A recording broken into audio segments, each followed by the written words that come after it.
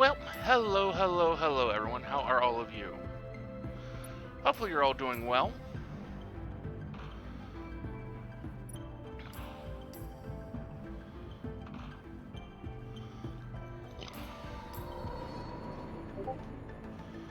So, today we are going to do uh,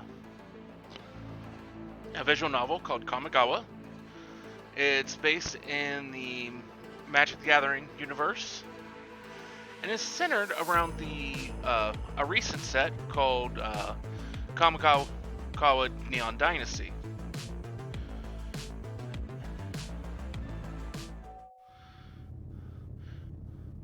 The insides of the mech rattle as you plow through the latest patch of cloud. The fiery glow of Sokunzan Shi grows closer. Moth riders flanking either side of your mech serve to remind you just how unwelcome your visit here will be. Toma looks around and tuts. You'd think we're coming in as an invasion force, not a gate construction crew. You nod in response, the knot in your stomach tightening.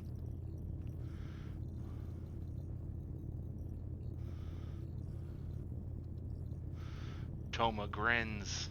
Such a grim outlook you have on life. He laughs. It sounds forced. The mech starts its descent. For a few moments of stomach-churning inertia, you feel its feet make contact with the ground. Here we go, then. You exit the mech with Toma. An Imperial samurai garbed in similar armor to your own approaches. Identifications, please. The mech and Moth Riders aren't enough? All arrivals must be confirmed. The cold, matter-of-fact tone of the samurai's voice tells you that there is no negotiating this. Toma pulls up his hologram ID from his wrist display module. The samurai looks it over, then ushers him along. Well, I mean, not necessarily the best writing I've ever read. Better than some visual novels I've read. Not very many, but some. Next! He motions you over. You follow protocol and display your own ID. He checks it over.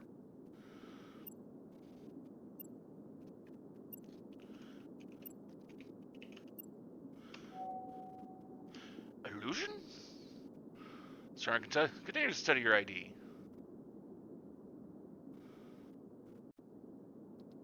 We'll be sarcastic and annoying and go. He looks at you. You can almost see the scowl under his mask. Sarcasm is unbecoming of a samurai.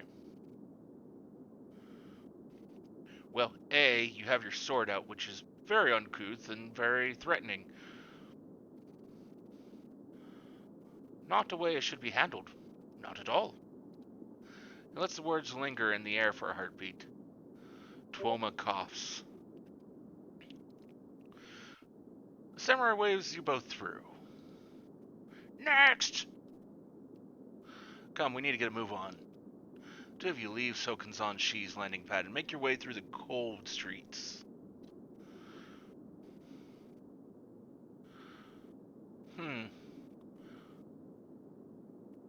Wouldn't think that this would be kind of the area that they'd kind of check your IDs at.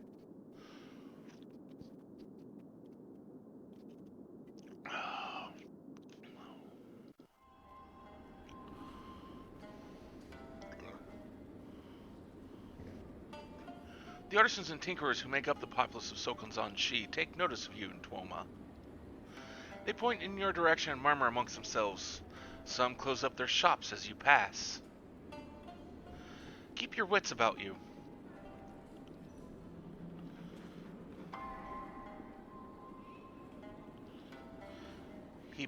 He eyes the pointed roofs nervously. The Hisako's uprisers might feel safe enough here to ambush us.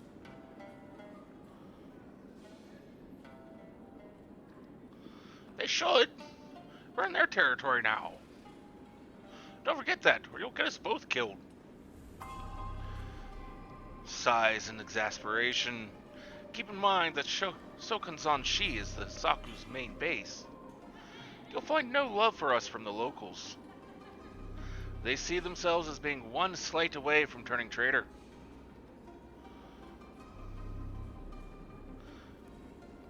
Don't really know enough to go really what I want to say, but I'm going to go with what I would normally do in such a situation. Go, can you blame them? Thomas tosses and fixes you with a hard stare. Careful, you're lucky it's just me who heard that. Do you want to be executed for treason? A cloud of steam billows out from a nearby forge and blankets the street ahead of you. We have to keep this place in line. If we lose it, we lose the industrial heart of our empire.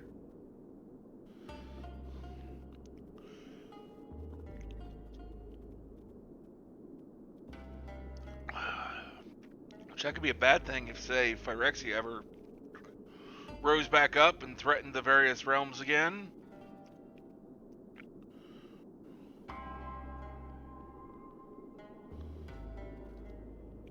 He tuts. You ever think it's compassion these people respect? No, they're simple-minded, focused purely on their craft and the strength that comes with it. So, is it strength they respect?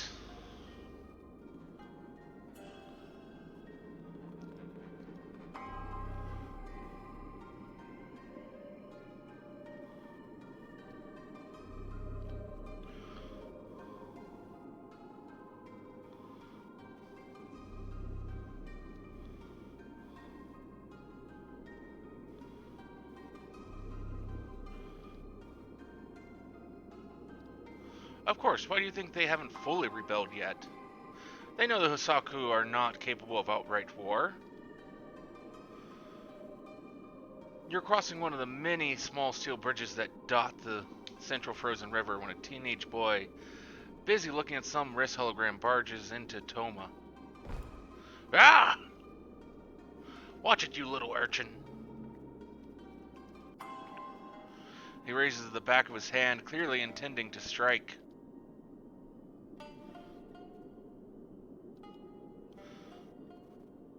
You snatch Tuomo's wrist just before he can hit the teenager.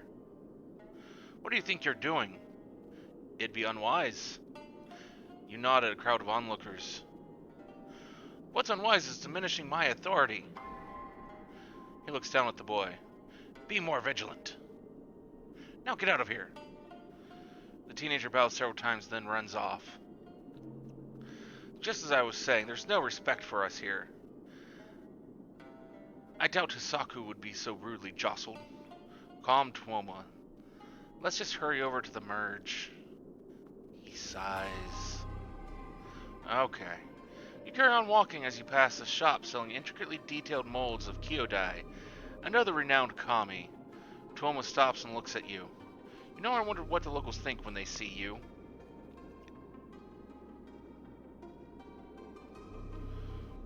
Of course I am. He gestures at the 3 ethereal floating iron weights that flit around you. My bonded kami, the kami of oppression. You and your kami must cause a stir. It will not be every day they see a bonded imperial samurai. Even their beloved Hosaku rarely have a bonded member amongst them.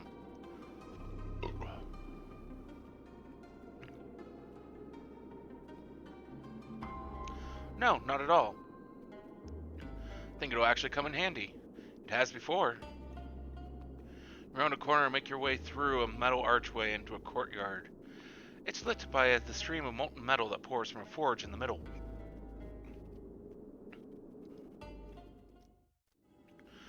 The orange glow of the metal is mixed with the unmistakable blue glow of a merge. Several Imperial figures are already gathered around it, most being merge handlers. Intercessors and enforcers all focus on guiding the merge on the path Kyodai has set for it. The merge, a point where the spirit realm is colliding with the mortal. It's been drilled into you since you became a samurai. The importance of ensuring such mergings happen smoothly. So, this is it. They were not lying when they said it was a small merge.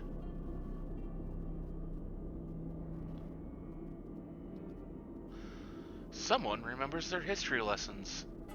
Now it's just common sense that anything big or small can go horribly, horribly wrong. Your mind flashes with the imagery displayed during your training.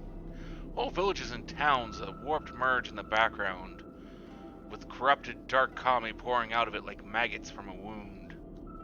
Come, I see the lead handler. Let's ask her where we're meant to go. You walk over to a robed kitsune with 5 tails who is focused on a holographic projection. You recognize it as the plans for the merge gate that is to be constructed. Honorable Nishi. The woman turns, snapped away from the hologram. Ah, Tuoma, an illusion. You both bow.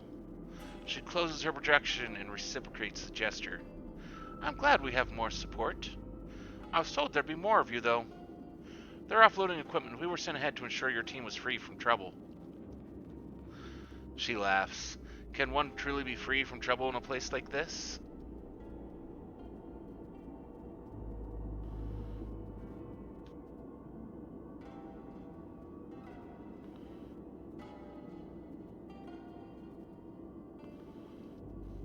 Studies your face quizzically.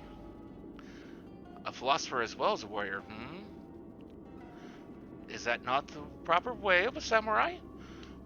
One part warrior, one part poet, one part philosopher, one part musician. They are to keep their mind as sharp as their blade. Right now we need the latter more, so I hope you're prepared. Is the merge proceeding as it should? This is only a small one. Kyodai's plans for it have been minimal.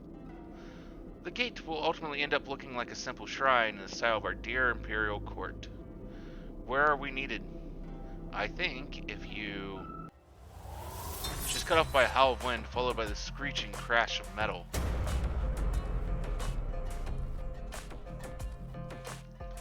Figures clad in red garbs jump through.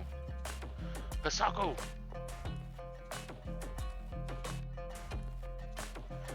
I'll deal with that. Just go.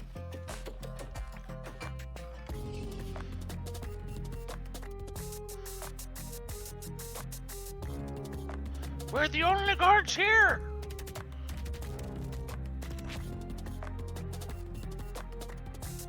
Then we fight till we die. Another samurai clad in ill-fitting armor rushes you. Die, Imperial scum! You deflect the blow from his katana with the edge of your own. He swings wildly again. So this is Sasaku discipline and prowess. His katana whips towards your face.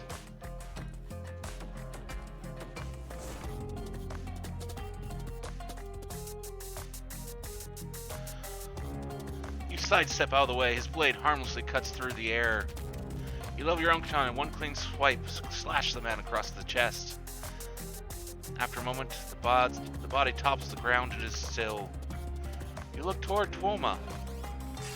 He's dispatched one of his foes and the other is badly wounded. Why aren't these Sasaku using their oversized weaponry? Something isn't right. More assailants make their way into the courtyard. One of them, a large Orichi dressed in ninja garb, charges at you. You notice that she's clearly fond of some form of kami like yourself. She begins to cast something, and before you can react, roots and vines burst out of the ground and wrap around your legs. She's biting me. I can't yield my kami powers.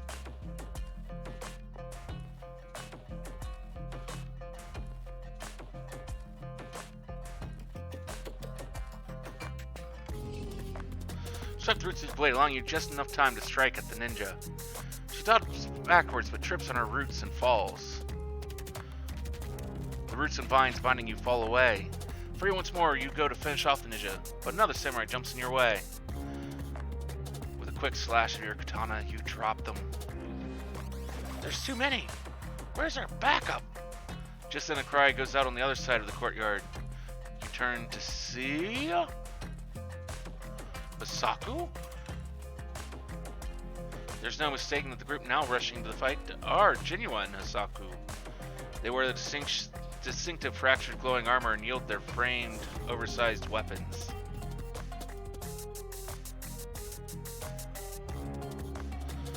Stay focused, we can win this. To your surprise, the Saku descended upon the first group instead of you. The ensuing battle is a bloodbath. The Saku's superior weapons and armor make easy work of whoever it was you were first engaged with.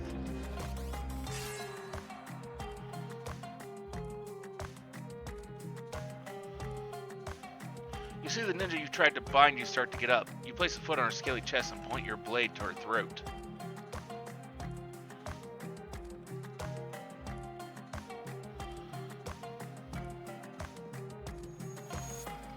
Move, and you die. Just kill her. No, we need to find out just what's going on after this fight is over. Doesn't look like that'll be much longer. He's surrounded by a terrible sharp bang that comes from the merge. There's a bright flash of light which just as quickly as it appeared is then pulled back towards the merge with a churning, sucking sound. An appalling, foul-smelling wind whips up around you as the sky grows dim. Oh no. Nishi comes running up to the two of you. The merge, it's becoming warped.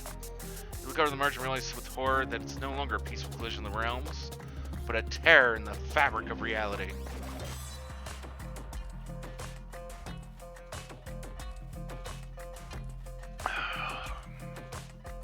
And whatever that fabric keeps at bay is about to spill out. Dread washes over you as the evil-looking, writhing kami pour into the mortal realm. The kami are entering Utsushio. All eyes are on the merge. We need to contain it. A kami, dripping like tar, flings itself toward you aggressively. Ah! You duck out of the way and steady yourself for the fight. A slice from your katana cuts the mess in half. To your horror, both parts now begin to converge on you, slithering up your legs. Get back! A void of sound begins to encircle the fight, replaced instead by a deep rumble. A void of sound. That is a weird phrase. Because, I mean, how do you have a void of sound? A void would be nothingness. A lack thereof.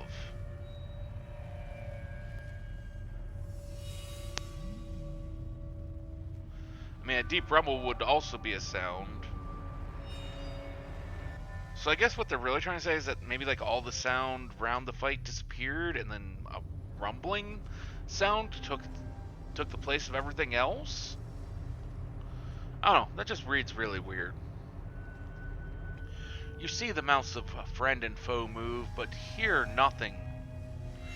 Every warrior in the courtyard engages with the kami while the handlers begin to move towards the merge.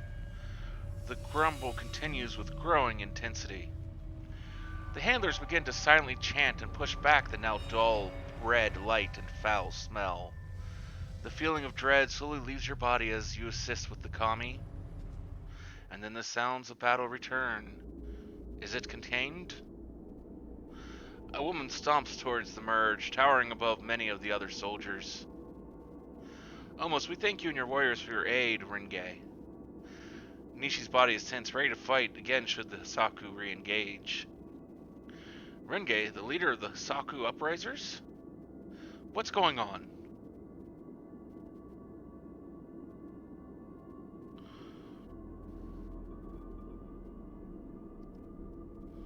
No, you were saved by the Hasaku.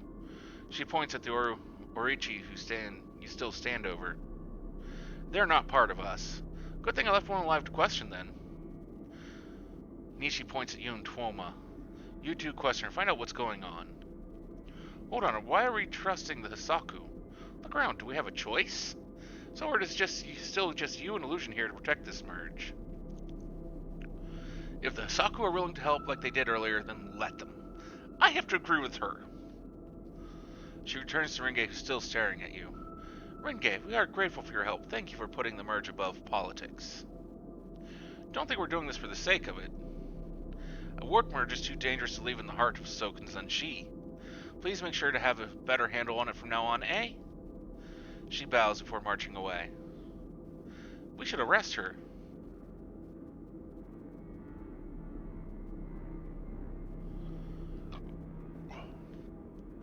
I've heard many stories of her in battle. She fights with great honor, but is ruthless all the same. She hasn't fought me. As I tell a friend of mine when it comes to anything, don't ever underestimate your opponents. They'll generally kick your ass. What? Stop your outness. You have work to do, do you not? Yes, Honorable Nishi. Sorry, Honorable Nishi. You bow and make your way over to the tied-up ninja. Don't look too tied up to me. She continues to stare at the floor as you approach. Tomo begins to unsheath his tanto. What are you doing? I'm going to get her to talk. With that? Do you have a better idea?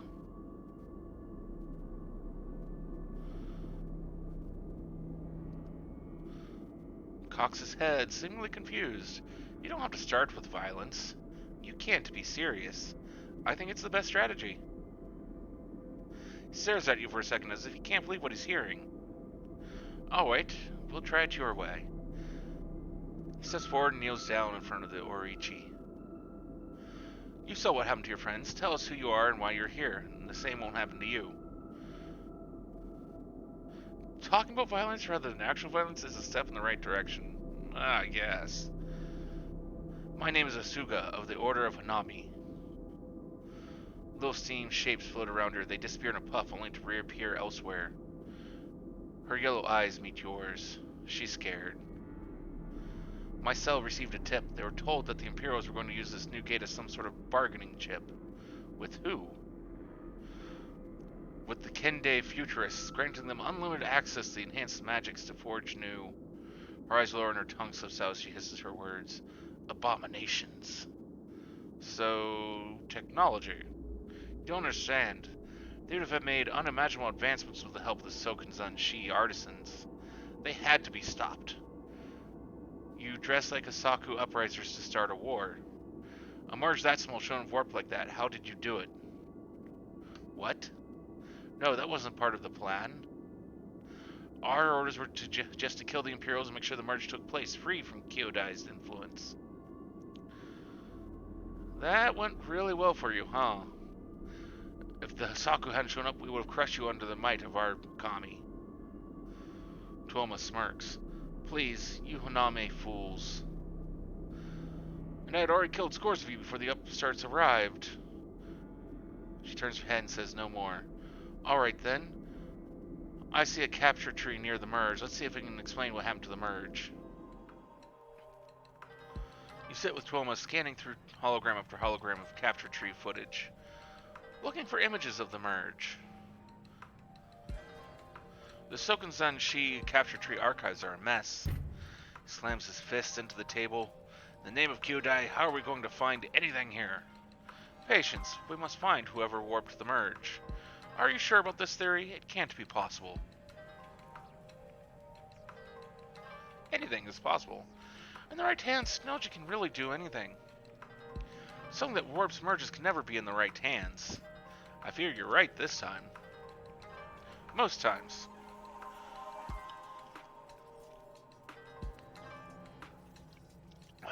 You both continue to scan through in silence. Ah, the courtyard. You found it? Okay, fast forward. There we are. Watch yourselves enter the courtyard and talk with Nishi. You walk funny. Shut up! Right here come the Hanami. Wait, stop. Pause the hologram and squint at the merge. Behind the charging Hanami are two other figures. Their clothing appears to be made out of thousands of origami figures. Do you see that? The shape of their uniforms and that blue glow? Kende ninjas. You unpause the hologram. In the midst of the fight, the Kendai stay near the merge and pull out some kind of metal device in a glass container. They appear to activate and level it at the merge. Hello, Nathdog. How are you?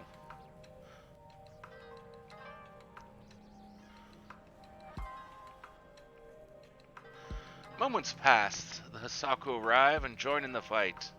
Still, the Kendai remain unnoticed. Then something appears to be pulled from the merge. This can't be good. Nothing the Kendai do can be good. I'm Not doing too bad. Not doing too bad. Doing a little bedtime story of this visual novel, and then we'll probably do some Final Fantasy IV: The After Years afterwards. A large comet can just be seen coming from the merge. It seems to be sucked into the Kindai container. The moment it's inside, the container closes, and the merge warps. The Kindai ninjas flee.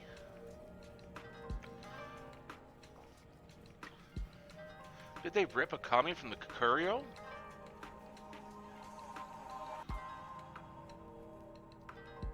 Those mad fools! How is that possible? He turns to you. Not a little bit. I've been meaning to get on, but I've been busy with a bunch of different grinding stuff I need to do on Final Fantasy 14 and Destiny 2. And so it's like I've not been able to sit down with either Babylon's Fall or Outriders and do any of the grinding I need to do on either one of those. I know they just did a patch in regards to they increased the rewards, and what was it called?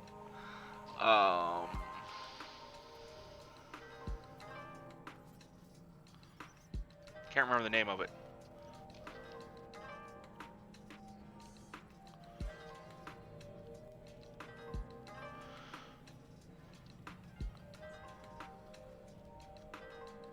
I just remember reading that they went through and they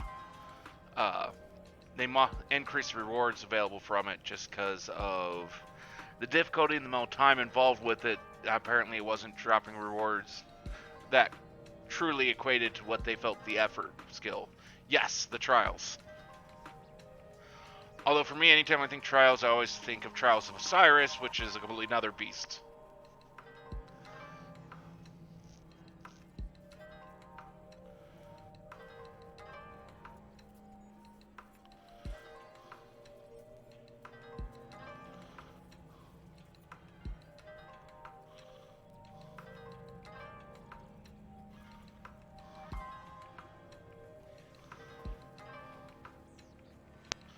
He turns to you.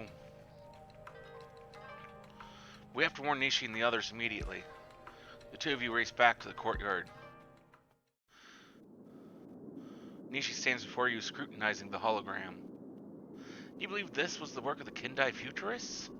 Without a doubt, look at their uniforms. She looks between you and the Tuoma. Well done. As lead handler, it's my job to make sure this remains small and contained. Nobody should know that this is possible. Are we going to do something about it? Not we, just you. Us. Track down these Kindai and bring them in. We need to find out what they did to the merge. We also need to seize whatever kami they took and learn what they plan to do with it. Where do we begin to look for them? Nishi goes to answer you when a samurai walks up and bows. Admiral Nishi, we've just had reports that a Kindai transport vessel was shot down on the outskirts of the city. Nishi's eyes go sharp as she focuses on the samurai. Oh? It refused a routine inspection and tried to flee. A mech disabled it. He sighs, but the occupants were unharmed. They managed to fight off our Imperial patrol and escaped.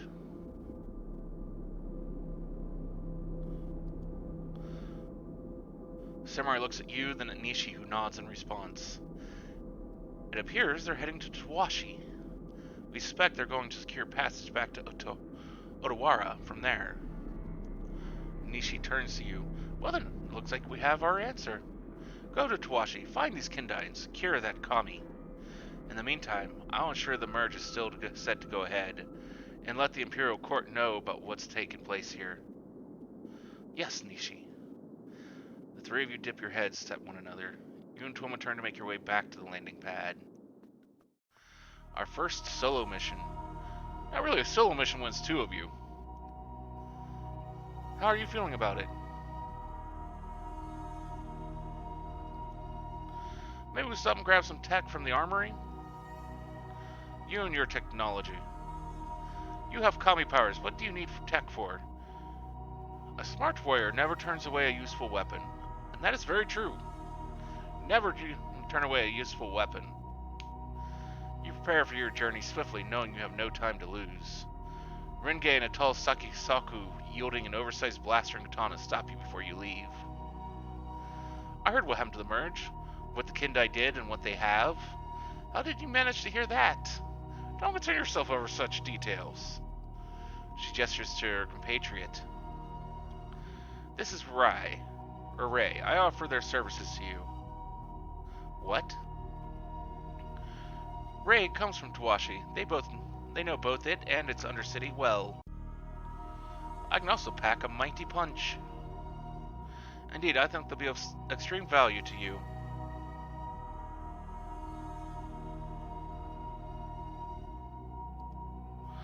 She laughs. Would I be the leader of the Saku if I wasn't? This is outrageous. The Imperial Court wouldn't have our heads for accepting such an offer. Actually, I think it's a good idea. Tuomo jumps at the sound of Nishi's voice behind him. She laughs and points at her large ears. I heard what you are offering, Renge. I think our two samurai here can use all the help they can get. Let me come too. You? Asuga bows while she speaks. My cell is gone. They died because of these Kindai. I'm sure they were the ones who gave us false information. I have to avenge my comrades and atone for playing a hand in the warping of a precious merge. She grips all four of her hands hard. This is something I need to do. My kami abilities can help you. I know it. She looks up directly into your face. You bested me in combat. Now let us fight as allies. Silence falls. Let me kill this fool and be done with it. No. I think the Hanami is sincere. She could be a real asset to your team. We can handle this on our own. A good Imperial always uses the resources available to them. You would do well to remember that. Not only that, but you have a chance to take an enemy and make of them an ally. Tuomo grumbles. Fine, I'll leave the decision to Illusion. Turns to you. You know what I'd prefer, but what do you think we should do? We go with this alone, but the might of the Saku and the knowledge of this Nami could come in use. We'll take...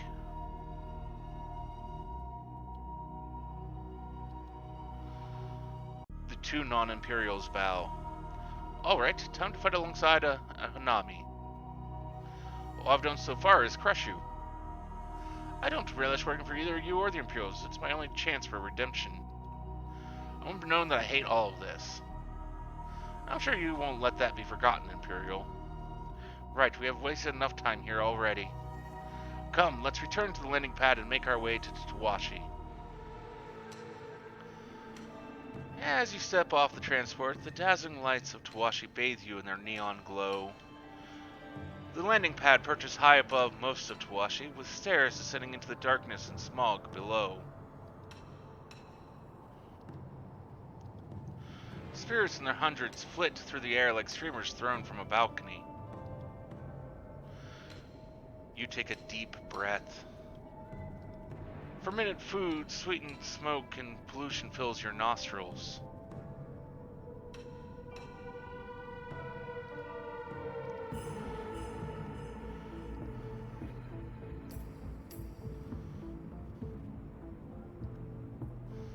You've never been before? No, my family never really left the Imperial Court. You've never had an assignment here? Guess it just never came up. I thought I could smell fresh meat here. What? Watch your step in Tawashi, Imperial. This place will eat you alive if you let it. But if you stick close to me, you'll do fine. I grew up in the Undercity, so I know my way around. That explains a lot. Ray scowls at Asuga. How unsurprising that the Hanami would look down on the lower folk. You're all too wrapped up in the nature to see us mere mortals. Asuga shakes her head. You misunderstand my order's goals. I do not look down on you. I pity you. You're a slave to the system, just like our Imperial overlords here. Do you want me to bury my blade into your gut? Because you're doing an excellent job of angering me. Enough, you fucking morons! We need to stay focused. I brought you two along to help, but now you're being more of a hindrance. The two bow their heads. You're right, we have bigger issues ahead. Please, lead on. You continue making your way through the bustling street in silence. You're drawn to a flickering signpost shaped like a cherry blossom tree. Its branches each label a different district and point in its general direction.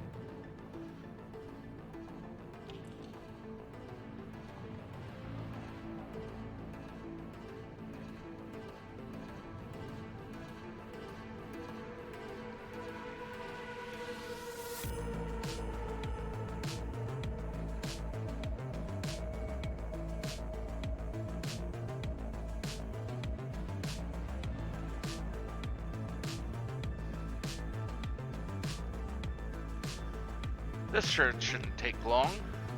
I admire your confidence, but don't get cocky. Tawashi's a vast place, but we have some idea on where to start.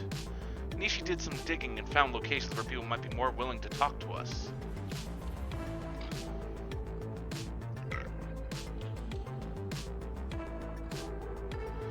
Touch several of the branches on the holographic tree. 6 dots appear on each press of the finger, marking the locations.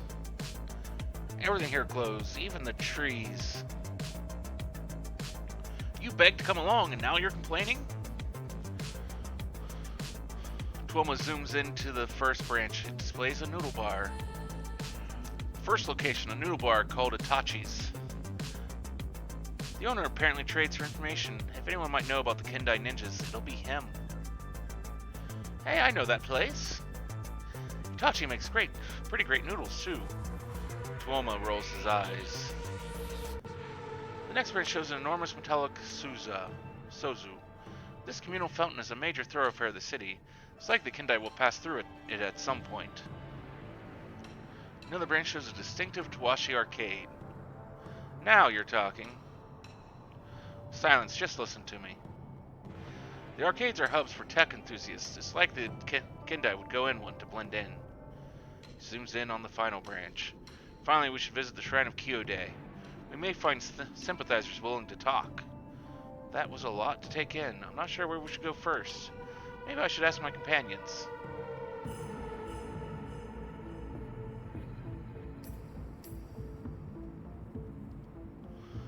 Ray, you know Tawashi better than the rest of us. Where do you suggest we start? It doesn't matter how well they can disguise themselves. The communal fountain is always crawling with people and capture trees. Someone or something will have seen them. Solid advice, thank you, Ray. So, where to?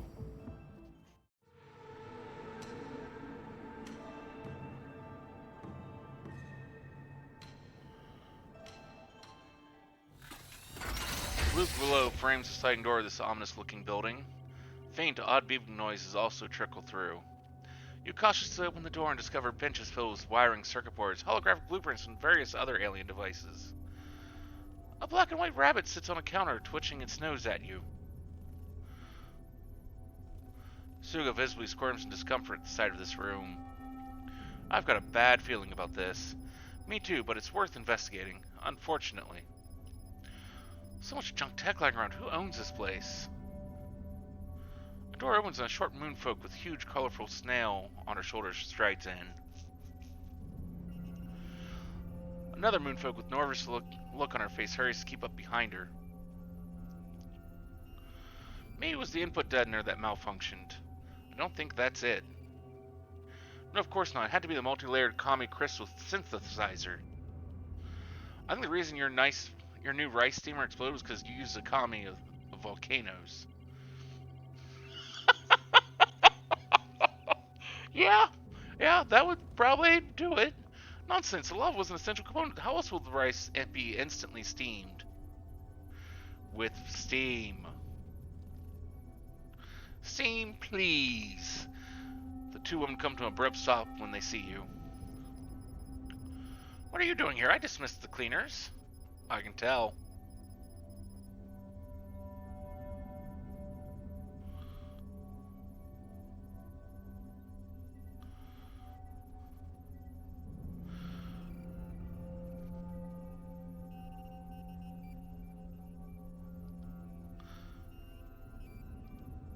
Them too?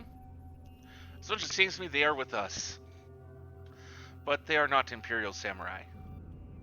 Which is some relief. Can't imagine a worse fate. Why are Imperial Samurai barging into our workshop uninvited? We're the ones who'll be asking the questions around here. Okay. I kind of expected you to resist. Why would I? I love questions about my work. Why do you think it's about your work? Why else would you be here? I wish I knew the answer to that as well. You still haven't explained why you're here. They can soon, but first, introductions. What? No! How fun, I'm Anita. No introductions. My friend here is called Shurjuka. Since her an icy look. You're the worst at being secretive. So you are keeping secrets. We're scientists. Of course we are.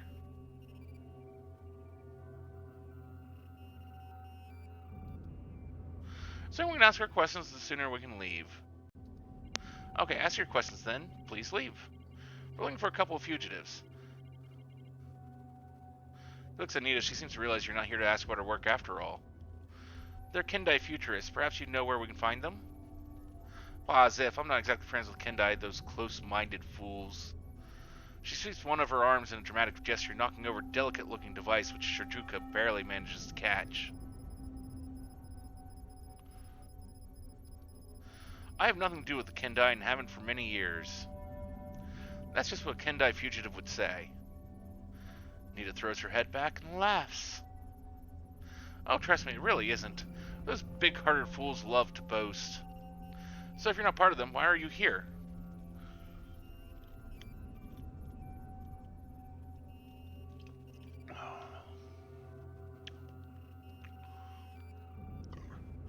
What kind of question is that? Am I not allowed? Wasn't aware you're the mayor of Tawashi.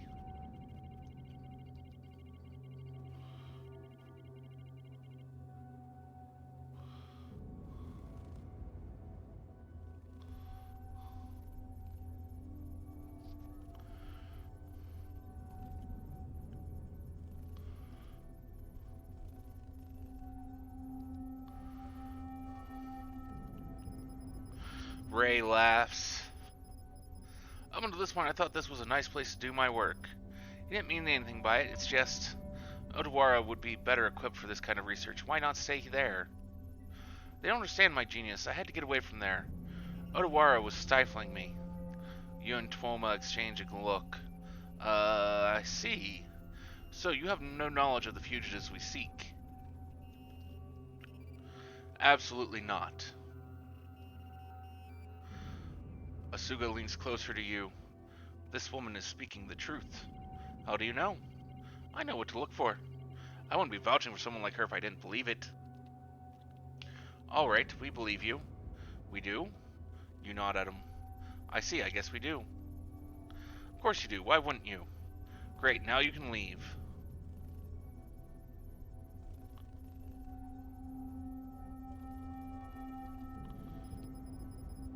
Then message them to us. It seems like you have more pressing issues to deal with. Fair point. We'll get on our out of your hair for now, then. Wait, no. No? They can help us with my latest project. What are you talking about? It's quite simple. Somehow I doubt it.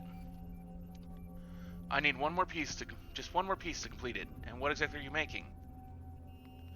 Mind control... No, classified. Mind-controlling earworm. Quantum earworm, of course. What? Shurjuka sighs. Nothing to worry about. A small robot powered by a kamigawa of instructions that can travel into a person's brain and control their minds. So far, none of the prototypes work. When you say mind control...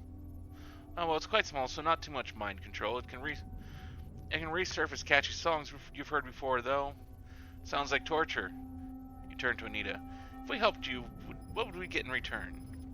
I've got a spare quantum compressed full spectrum plasma cannon you can have. That sounds insanely dangerous. Sounds insanely cool. Sounds amazing. Do you put quantum in front of all your inventions? Yeah. This is wrong. We can't accept this mission. So will you help me? Excellent. Suga flashes you a steely gaze and hisses. I warn you, our interests diverge. Our interests were never aligned. So, what do you need? It's neuroempath resonance matrix. Are you making these words up? No, how have you never heard of these? Shijuka sighs. It's a tiny robot's tiny brain. So where can we find this thing? I don't know. Oh, great. Tuoma mouths the race of time to you. It was with a courier, but the package's signal has been static for the last few hours. She brings up a hollow map and shows a flashing red dot slowly beeping in an alleyway. What do you think happened? What could have happened to a courier in Tawashi? Truly, a mystery. Stares furiously at her. The courier could have been attacked, I guess, or simply dumped the package. We don't know. So he wanted us to recover it. Exactly.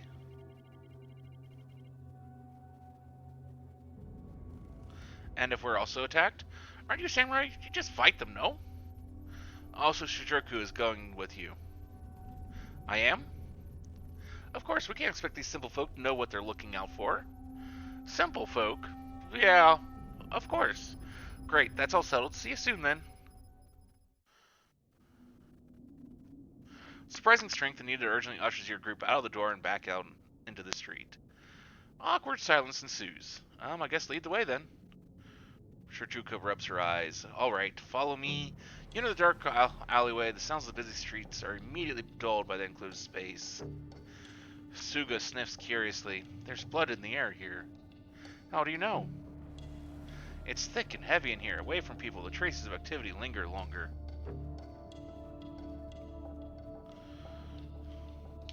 Well, that's fantastic.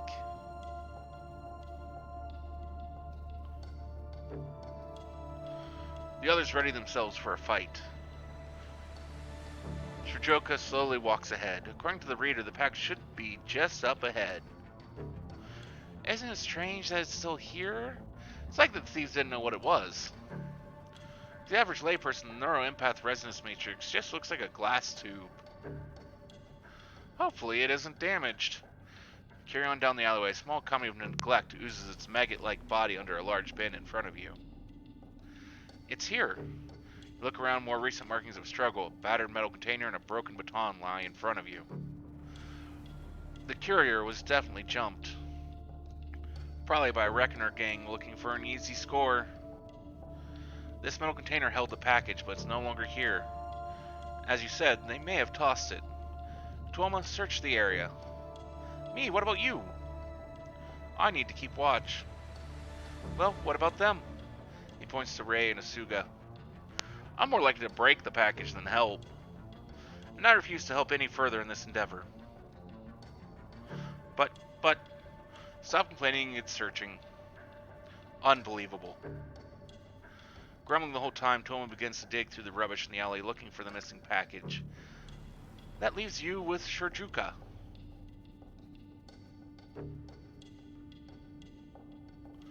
So, what's it like working for Anita? She snorts a laugh. When I first met her, I thought she was this brilliant, slightly eccentric genius. Genius is an exaggeration. Eccentric is spot on, though. Why not leave? Who'd hire me now? I wasted years helping Anita on projects that never came to fruition. I might at least try to see this one through to the end. Yeah, I guess. Stand on watch a little longer. She's got some interesting pets. Yes, the staff's fine. It doesn't do much, but that rabbit of hers chews through everything. We have to buy cables in bulk. The rabbit never learns. You hear a rustling sound coming from a nearby bin.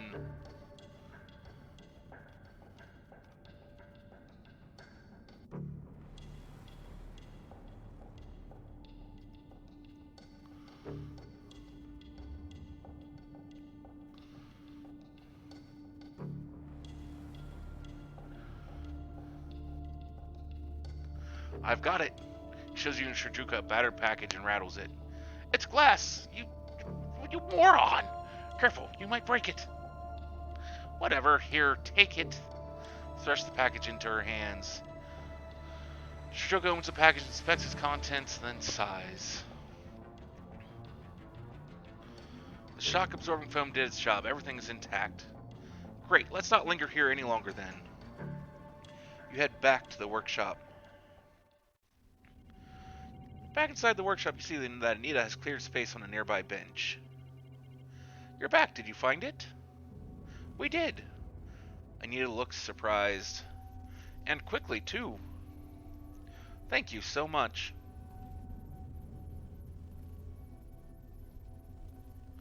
Oh? Ah, well, can't be helped. Why'd he even take the alleys? You told him to? Did I? Oh, well, he ought to make his own decisions. Anyway, your cannon's on this wall, just charging. She shoos you away. Go and stand by the door. We need you out of our way. Move away from the two scientists as instructed and watch. Anita and Shirjoka move about one another as if they were trained dancers as they bend over the small robot. You notice the rabbit chewing through a large cord. Quiet. This requires focus. There's a flash as the cord is snapped and a surge of power rushes straight to the plasma cannon. Oh, that's not good. Thunderous blast throws you out of the workshop. Some time passes before your vision stops being blurred and the ringing in your ears ceases. What happened? You pick yourself back up and look into the workshop. It appears that everything inside has been evaporated. A thick layer of soot covers the floor and walls. The rabbit, still in one piece, gleefully hops past your feet. That furball killed them. And the cannon? Destroyed. No! All for nothing. Alright, come on. We've wasted enough time here. Let's get back to the investigation. You leave this one workshop before anyone notices you were there.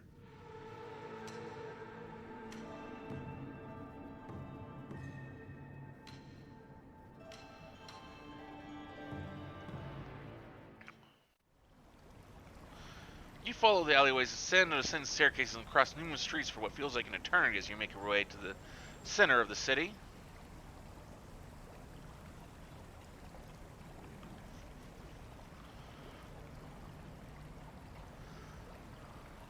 An enormous sozu stands in the middle of the pristine rock garden. The water rushes down from the large metal rocker, which is suspended in midair, likely through magic.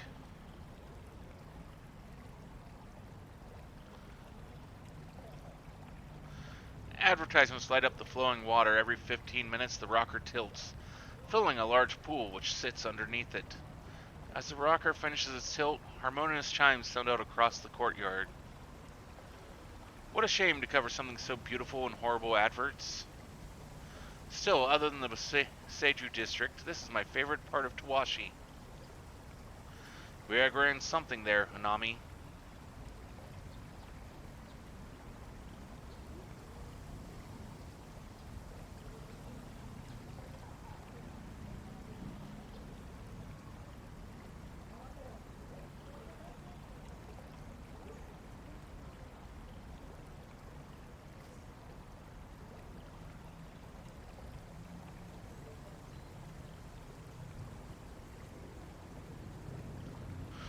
The song says that this sozu purifies the water for this part of the city. An artificial solution to something nature once did for us. Do you never rest? I'm growing tired of your lust for nature. And I tire your lust for the Empire. They stare at each other coldly. Anyway, that's fascinating, but we're not here to play tourist. Look, I see 6 capture trees in this courtyard.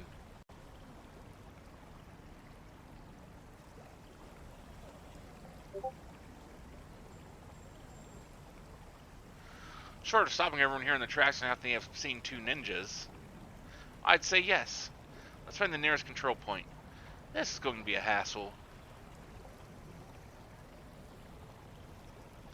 Spot the control point. It's tucked away in amongst the paper lanterns high up above the courtyard. It's clearly got a view of the entire space and more beyond. We have to climb all the way up there. Do you ever stop complaining? Sometimes.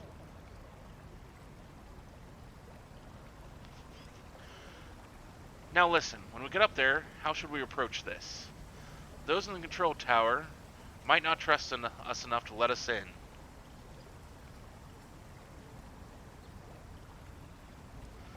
Ask nicely. Think that's really the best way? Manners never hurt anyone, right? Tomo nods, but you can tell he's doubtful. You're skeptical. Very. I agree with Tuoma.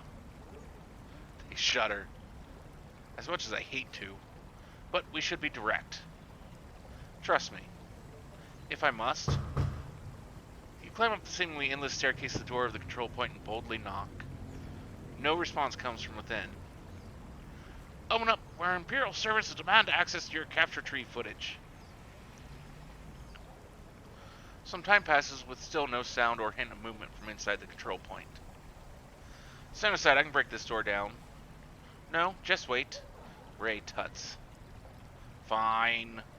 Knock again, are surprised when a holographic sign beams out of a small port in the door. Back in an hour. Countdown reveals that the occupants of the control point left just 10 minutes ago. Such shameful idleness. He storms off and stands on a ledge overlooking the courtyard.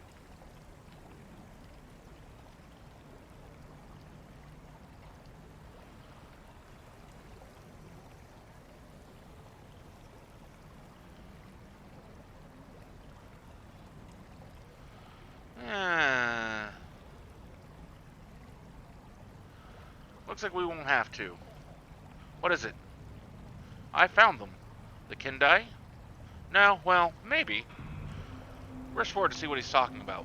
Whoa. Projected onto the waterfall, 3 graceful moonfolk stand 20 feet tall over the courtyard. A sign in front of them reads, Demonstration. You notice shop windows on the fringe of the courtyard read, Watch this space and coming soon. The Kindai ninjas wouldn't put themselves on a giant advert. No, but these moonfolk might know more about them. That seems like a stretch. Especially what we have for now. Doesn't say when or where they're holding this demonstration. Come, let's keep looking around. You leave the courtyard. Are you sure this is worth our time? He eyes up the bright lights and flashing holograms of the arcade. Anyone who knows anything about tech will be here. They might be able to give us a better idea of where to look. Fine, but we are not playing games. You don't get to talk to people if you don't play with them. See, Tuoma, it would be rude not to. I don't want to be here. What? Why? It goes against everything I believe in.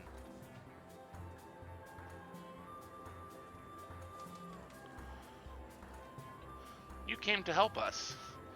I'm not going in there. Tuoma rolls his eyes. I'll wait outside. Right, let's mingle. The arcade is alive with gamers and spectators from all corners of Kamigawa. I've heard about this place. Apparently people come from all over to show off their skills.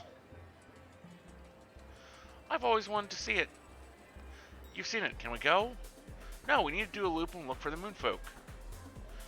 A quick loop.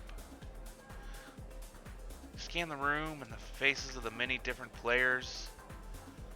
A man in a long black coat catches your eye and strides over to you.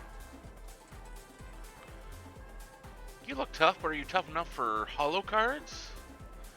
What? I'm challenging you to a battle. Tuoma raises Naginata, causing the man to jump back. Whoa, it's a card game. Put that away. You approach 2 Imperial Samurai saying you wish to battle. What did you expect? Yeah, fair point. That's what you say when you want to challenge holo card players to a duel. Everyone does it. Alright, come down. What are you talking about? The man sighs, trying to regain his posture. Shakes his head and then continues with his challenge. The name's Krem, or you can call me the One Eye, or call me One with the Dragon God. Krem sounds good. I saw you looking around and thought you'd want to battle with the most formidable holo card player around. No, thanks. Move aside. Wait, let's hear him out.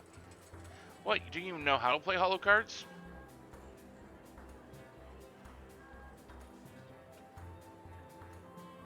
How hard can they be? Extremely. Of course, only pros can understand the real complexity of holo cards. Go on. Look, let's make this interesting. If you somehow beat me, you can claim my platinum level deck. Why would we want... I'm no expert at this, but I've heard about platinum level decks. They're super rare.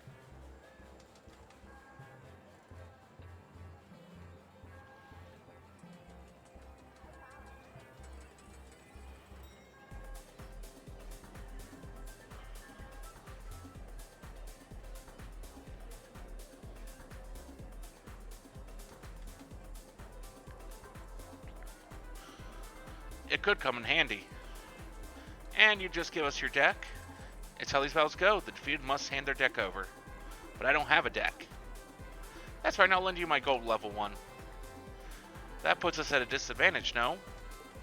Relax, it's still better than most anything else you'd have. Besides, if you're at disadvantage, it's your own fault for not caring enough about the sweet art of holo cards. But what do you get if you win? Don't worry about that, you're not going to beat me. So, ready to battle. Why not? Krim takes you over to a table designed specifically for holo cards.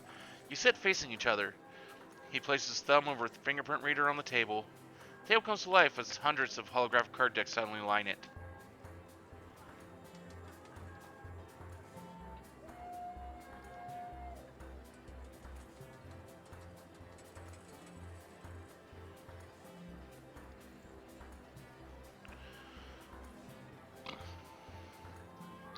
The table comes to life as...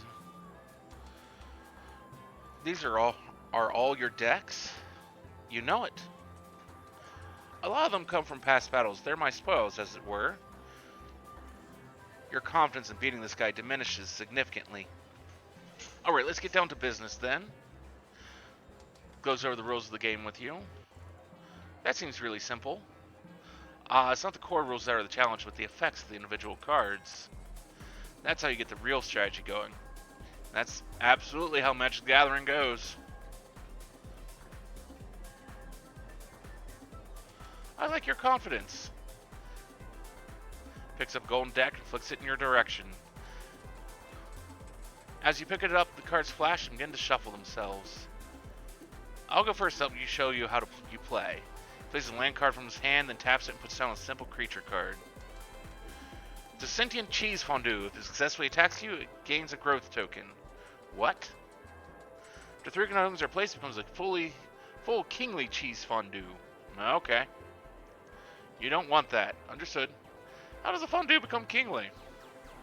Through the growth tokens. That's not... You know what Never mind. You take your turn and place a land card, then tap it to place a boiling, bellowing Bogart. The creature has nothing special about it. Places another land, then taps and places a panicked pineapple. A basic creature like your Bogart. Is your entire deck living food? Yes, it's a rare Weird Dough deck. It's now your turn again. In your hand of 7 cards are 2 lands, 3 low-level creatures, and 2 attack opponent spells.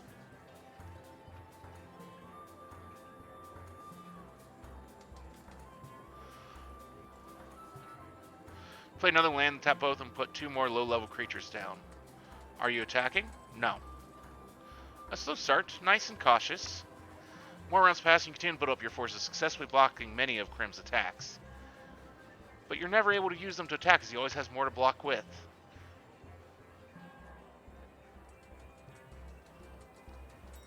You beat us, and that's the game. Well done. No, you weren't half bad, especially for a new player. If you keep playing me, one day we'll fight again in a tournament. I'd like that.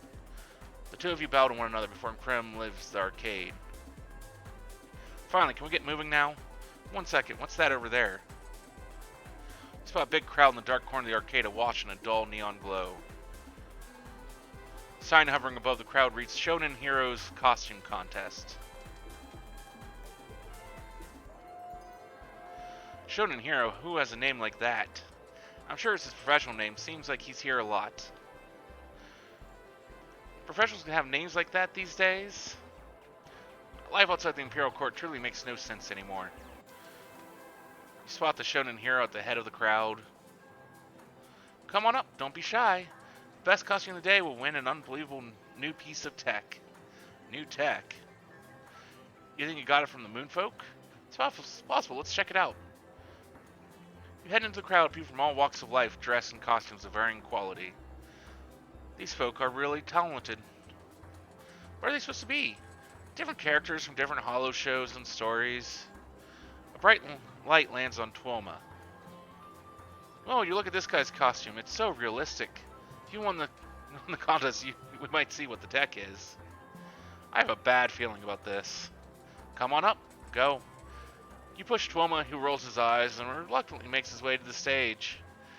Your costume is so elaborate, you almost look like a real Imperial Samurai. We are Imperial Samurai, and you will have some respect. Karen laughs heartily. Wow, this guy is really in character. The crowd roars and cheers for Tuoma, who blushes ever so slightly. This is great. I wish I had my holo camera. What's your name? Tuoma. Nice to meet you, Tuoma. I'm Kieran. What's the prize? He taps his nose coyly. You'll have to win to find out. I think that is all the contestants, everybody. So as usual, our judges will pick their top 3, and then you get to cheer for your favorite. The crowd cheers. They are hanging on Kieran's every word. In no particular order, the top 3 contestants are Megumi as Amaterasu, Harato as a warrior from Crimson Phase, Come on, Tuoma, and Tuoma as an Imperial warrior. Samurai! Samurai. The crowd goes wild for the 3 finalists. Tuoma needs to win so we can have the new piece of tech. It might lead us to the Moonfolk. The power is now in your hands. Let's see who's your favorite.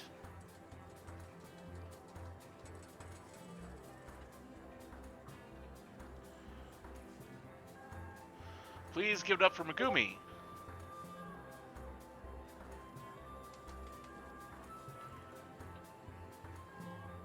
Next up, Haruto.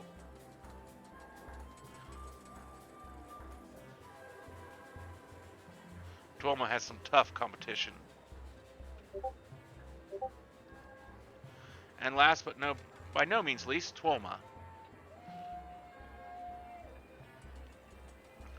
You cheer with all your might and somehow manage to rally the crowd to your cause. They scream and cheer for Tuoma, clearly loudest by far. We have a clear winner. The crowd begins to disperse. You reunite Tuoma on the stage as he receives his prize. Your costume is seriously impressive. Good job. So that tech you mentioned? Oh, of course, here you go. The remaining crowd murmurs, trying to guess what it's going to be. Donated from this amazing new startup that will be launching in Tawashi very soon. One of their newest products, the Onpu. Hands over a small melon-sized ball with small keys and buttons spaced around it. What is it? I didn't really ask. Something fun, no doubt. See you around. You bow to Karen in the crowd and make your way back to Tuoma. So, what is it? I have no idea. What does it do? No idea. We'll find out. We need to see if it could be helpful. You carefully press one of the buttons. It glows neon blue and hovers out of the ball, singing a beautiful note. Press the next button. Sings another note. It's some sort of music box. That's all. What a waste of time. Yeah, come on. We need to get back to the real work. You extricate unsure of whether what you did will help in any real way. Kindai ninjas wouldn't put themselves on giant advert. No, but these...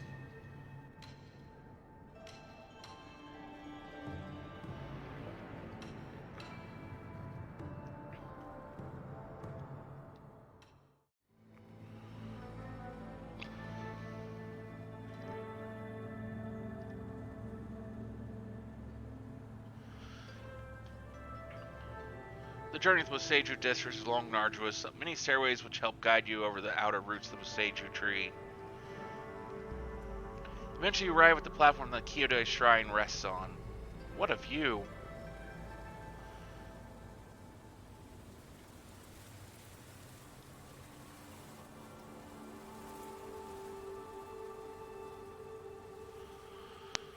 Tawashi stretches out in all directions away from you. High above, you can just make out the enormous canopy of the Jukai forest that surrounds the city. My home.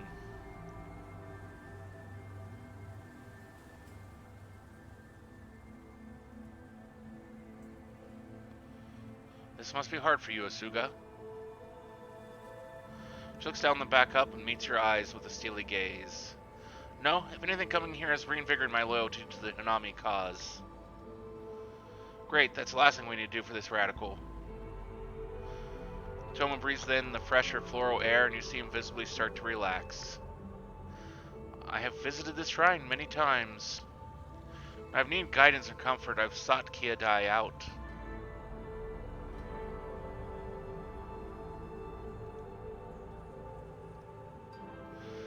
It's the Boseju's influence.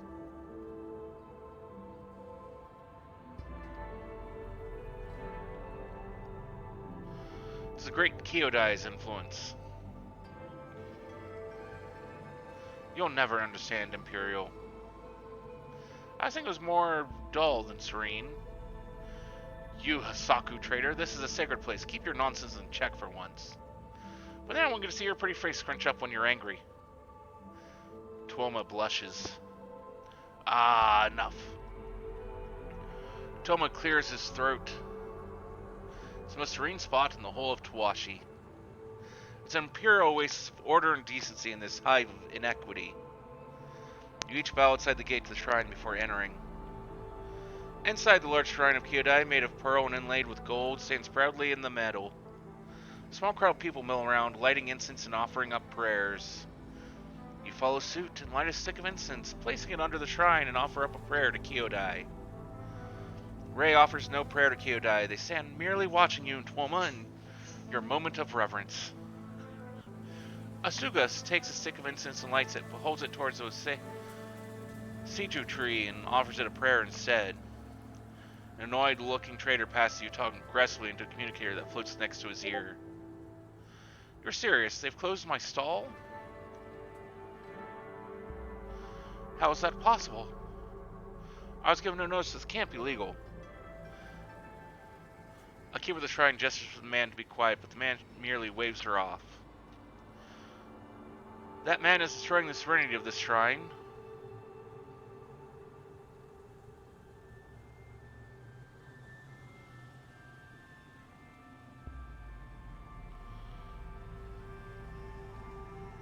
We're Imperial Sons after all. We have the authority here.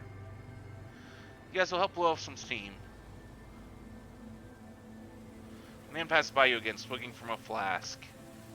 Oh, I see. So because they're a bunch of high-up moonfolk, they can just muscle out an entire sector of honest traders? I'm sorry, I thought this was Tawashi, but I guess it's actually Odawara.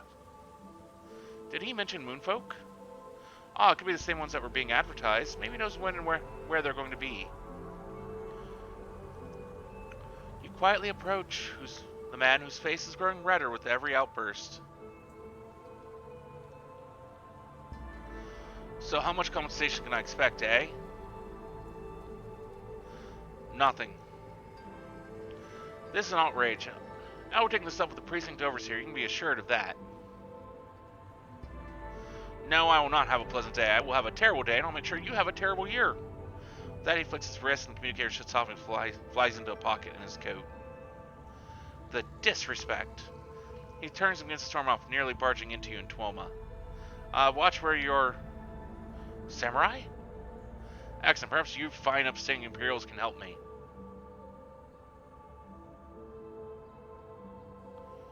You have a problem? I'd never have known. I couldn't tell from all the screaming and shouting. I have a right to scream and shout. This is my business we're talking about. What's happened? I'm a trader. I run a stall in the market district, selling only the finest in tech and trinkets. We're not interested in a sales pitch.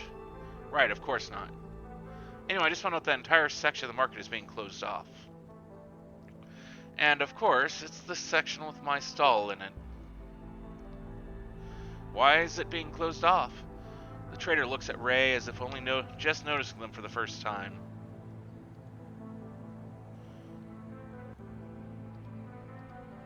He steps back. Not at all. I've been told some important moonfolk are taking the space.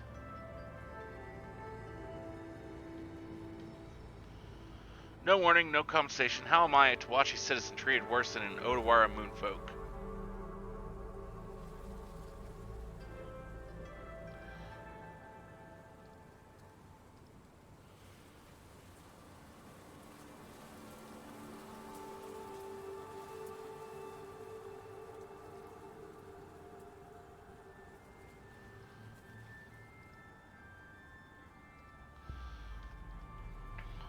This world's gotten mad, I tell you.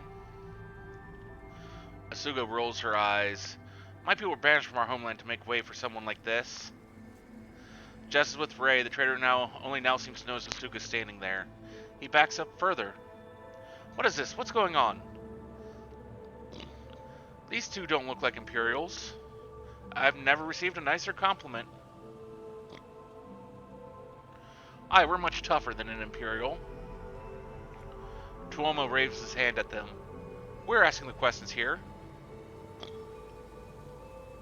When will these moonfolk be there?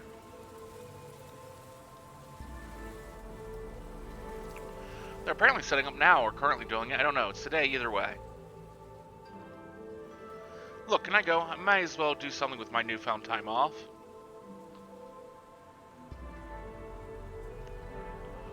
Get out of here and remember to be more respectful next time.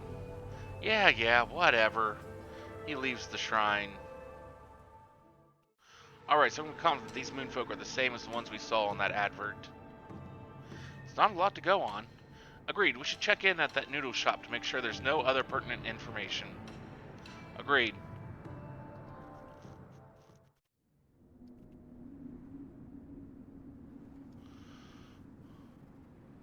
You crisscross wide streets lined with cherry blossoms and narrow alleyways, crawling with the lost and the privileged alike.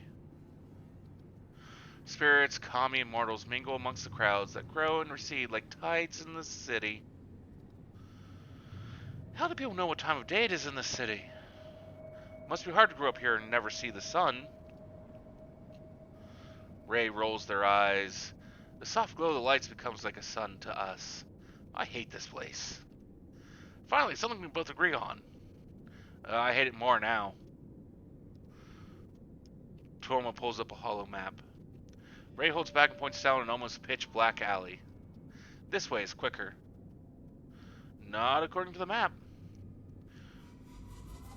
Do you really trust an outdated map over a local guide? How do we know we're not taking us down a dark alley to double-cross us? We Hisaku do not double-cross anyone. If we have issues with you, we tell you. Or smash your face in. One of the two.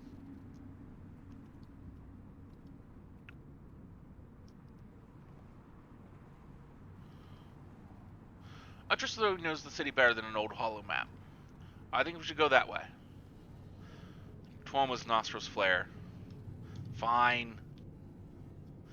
You follow Ray down the dark alley, sticking close together so you don't lose one another. Be prepared. This place is perfect for an ambush. An Imperial that's afraid of the dark? Do not confuse caution for cowardice, Hisaku. Oh, such wisdom. Did your beloved Kyodai tell you that? Shut your mouth.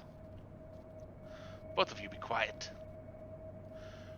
For someone so worried about ambushes, Imperial, you're doing a great job of alerting any would-be assassins of our presence.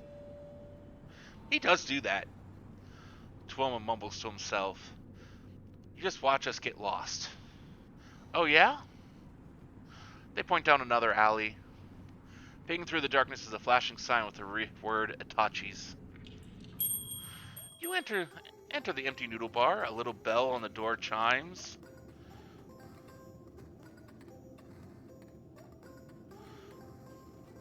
A rat-like head pops out of the kitchen.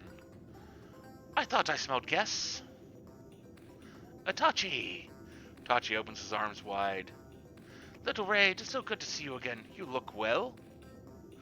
You don't seem to lose yourself, just a few extra gray patches.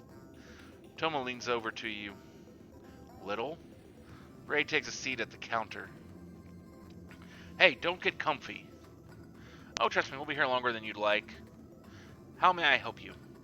You go to speak. How about some crab crust mushroom noodles? Picked fresh from this Undercity this morning. Mushrooms sound good. Not these ones if you're not used to them. I stick with something a little safer. Thank you, but no, we are here on behalf of the Imperial Court. We'd like to ask you some questions. We're looking for some Kindai ninjas carrying some unusual technology. Have you heard anything?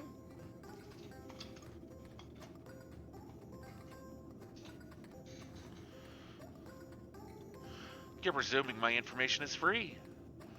Especially after you installed my delicious mushrooms. When it's a matter of global security, I believe it is. It's imperative that you comply with the Imperial Court. Tachi's body spasms with raucous laughter. Kyodai himself could be asking me and I'd give them the same answer. My information costs. What's the cost? Laughs again. Noodles, of course. What else? Tuoma frowns. You think anyone would buy them if they didn't come with secrets? Then I'd never know. I'd have nowhere to sell secrets from. Might be other ways to make them talk.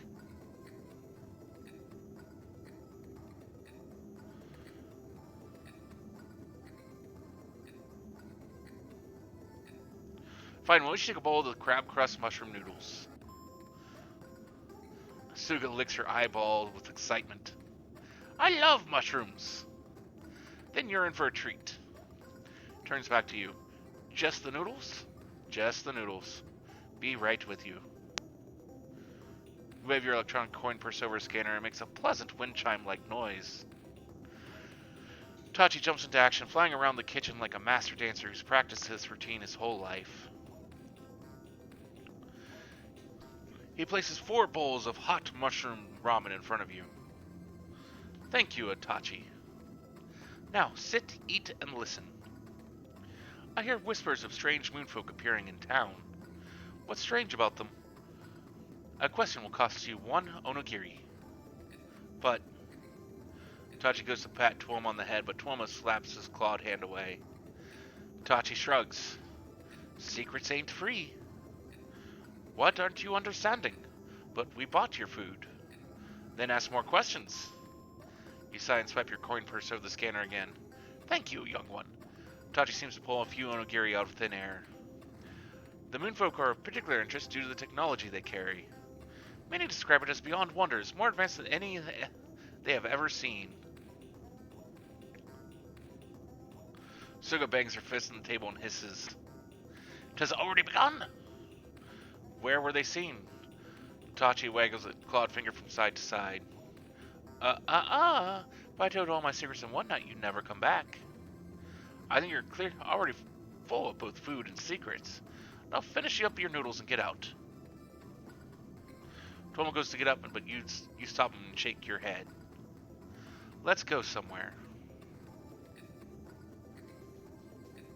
Let's go somewhere else. Busts all the noodle bar into the darkness of the Undercity. That went well. I'm confident that these moonfolk are tied to the Kindai ninjas we're after. Still, seems like a big leap. Maybe, but we don't have any other leads to chase.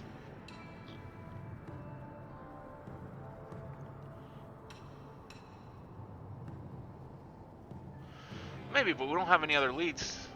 I already read that. Guess there's nothing else to look at. Let's head to the market. Agreed. You arrive at the bustling marketplace. It doesn't take long to find the section reserved for the moonfolk.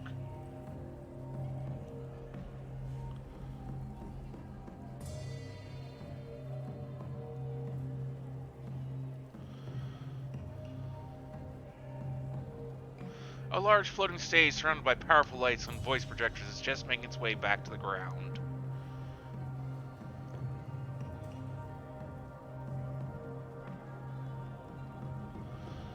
Tuoma nods.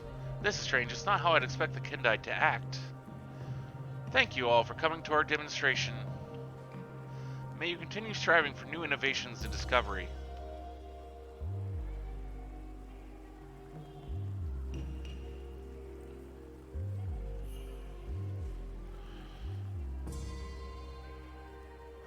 The platform finishes its ascent as the crowd disperses. The moonfolk wait while it thins out. Now's our chance to talk to them. How do you want to handle this? I could threaten their leader. Moonfolk are tall and spindly. I can easily lift him. What? No, you barbarian? We don't even know if they're connected to all this yet. You're no fun. Do you know that, Tuoma? We could listen in on their conversation. I hardly expect them to loudly announce their intentions while in the middle of this marketplace. I don't know, they seem as thick-skulled as you. Why, you... Enough, quiet, both of you. You think for a moment. A direct approach might put them on guard, but it's doubtful they'll attack us in this crowd. Yes, a direct approach is probably the best option we have. But should we all go? They might feel more at ease if it's just one of us.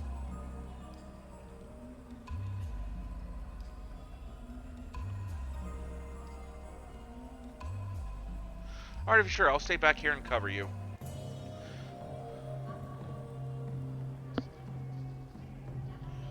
You head towards the Moonfolk who are just heading for the edge of the platform. They stop as they see you approaching. Oh, would you look at this? We have a guest. What can we do for you, fine Imperial? They're being overly friendly. We're looking for some people. Oh, so why come to us? We've only just arrived in Tawashi this morning and to give this demonstration. I'm sure we don't know anything about these people you're after.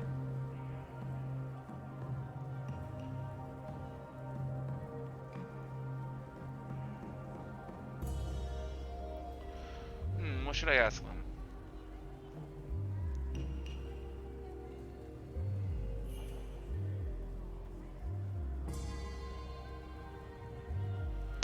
So you've been here the whole day? Well, other than the landing pad, yes. Do you know how much time and effort goes into making an event like this happen? Oh, sure, you can check the capture tree footage. We've not been anywhere else. To be telling the truth, I can't tell. Alright, some fun talking with you. Now we really must get going. Alright, thank you for your cooperation. You bow and let them pass you. You head back to Tuoma. So what happened? I'll tell you on the way. The way where? We're following them. There's something odd about them. I just don't know what yet. You head off into the crowd of shoppers. Luckily, keeping track of the distinct Moonfolk isn't hard. The Moonfolk move slowly and delicately through the crowd, each carrying information tablets. Why are we leaving? We're not. They're up to something. We need to find out what. Want me to bash them?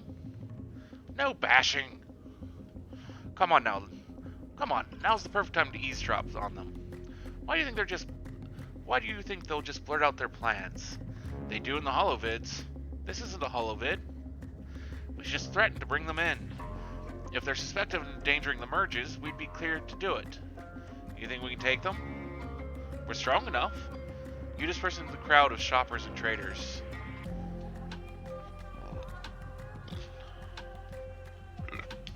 You follow the Moonfolk to a small landing area where their transport awaits. A number of crew are busy packing away their equipment. The three Moonfolk get into their transport, leaving its sides open. They are alone. Now's our chance. As you prepare to approach them, the leader pulls out a communicator. Wait. You duck behind some cargo. Meishu, the demonstration was a huge success. You can't hear this Meishu or their response. No, we've not made contact with Team Yogan yet. We're following up some leads and prepping their evac upon locating them. There's a pause while Meishu responds. Understood. But you should be aware that the Imperials are conducting their own searches. We've just encountered some. I believe we've deflected their interest. Another pause. Yes, Meishu, at once. With that, the Moonfolk closes his communicator. They are Kendai. Shh. The Moonfolk leader looks around and continues looking at his information tablet. We know they have the information. Now is the time to confront them. What's the plan?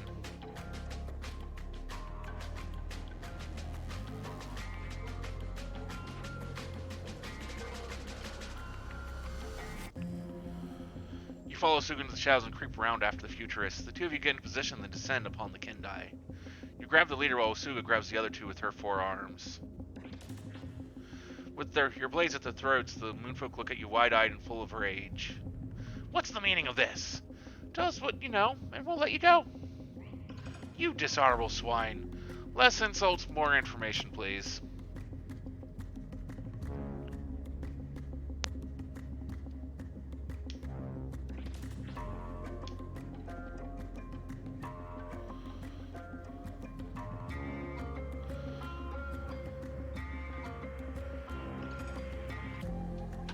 Less insults.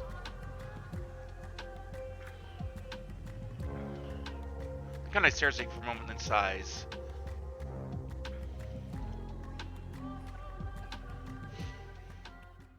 Why should I trust you? If I say the wrong thing, this could easily break out into a fight. You have no reason to. You have no reason to. We followed you and spied on you.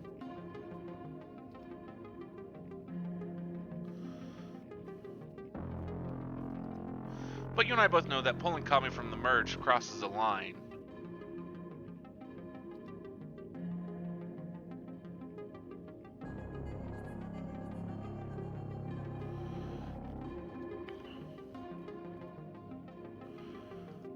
And worse, warping a merge will only lead to catastrophe. We're here to set things right. What of Team Yugen? What of them? You plan on killing them?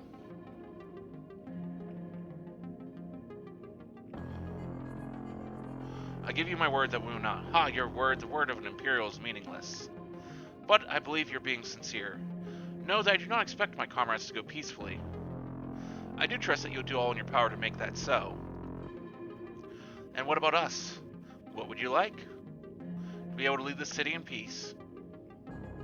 Tuoma frowns and looks at you. You can leave. No one will follow you. The leader looks you dead in the eye for what feels like an eternity. You don't back down and maintain your sense of authority. The ninja's flanking a movement closer. It's threatening, but you maintain your cool. Tuoma wafts his cloak, revealing his many weapons. Your foes take note. Ray, who was previously leaning his pillar, stands up straight. They tower above the ninjas. Usuga slithers over to your flank. The little clouds of steam that usually dance around her seem to rage and hiss. The leader sighs and signals to the companions to stand down. What do you want to know? Where is Team Yugen hiding? We've tracked them as far as the Undercity. That leaves a lot of ground to cover. That's all we know. Alright, be on your way. But beware, if you cross us again, this will go very differently. The moon folks say nothing, instead merely bow before scurrying into their transport and hurry away into the darkness. We should have eliminated them. They're still a threat.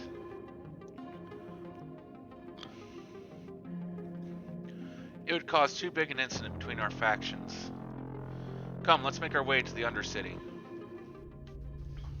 You follow Ray through the maze of streets and alleys in the Undercity. There are a ton of places you could hide out down here. That's why the Reckoners thrive here, and why the authorities leave it unchecked. Some of the Reckoners are fascinated by technology, like the Yoroma. If anyone's hiding our missing Kindai, I bet it's them. You turn onto a large road. In the center of the road runs a channel of cherry blossoms, floating silently on a black water canal. You pause for a second to check your surroundings and avoid being overheard. Where is everyone? Are you okay? It's too quiet. The street should be bustling. Ambush. The neon pink glow grows stronger and stronger around you as a group of Nezumi emerge from the shadow. By order of the Imperial Court, let us pass. Your court holds no jurisdiction down here. But still, they come and throw their weight around. What do you want, Kenta? Ray, you're an Imperial now? Watch your tongue. Some things are more important than politics. He squints at them in the darkness. What are you up to? None of your business. Step aside. What, didn't have Imperials running loose down here? I don't think so.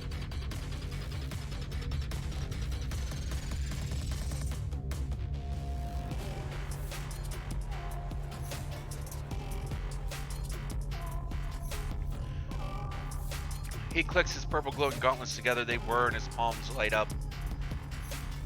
There's more at stake here than just the Undercity, Kenta.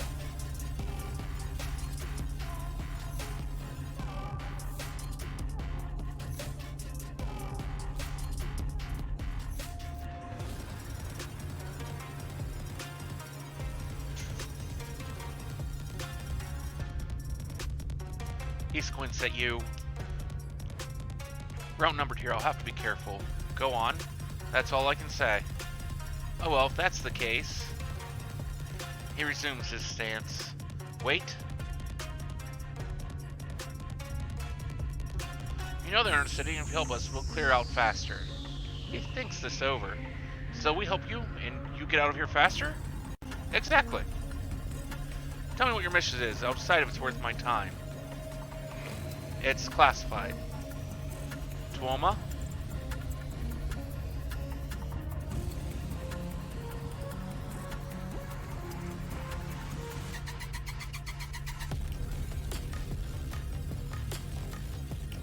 Ah, the tech fetishists, eh? Rich pickings down here. The Nizumi round him snicker.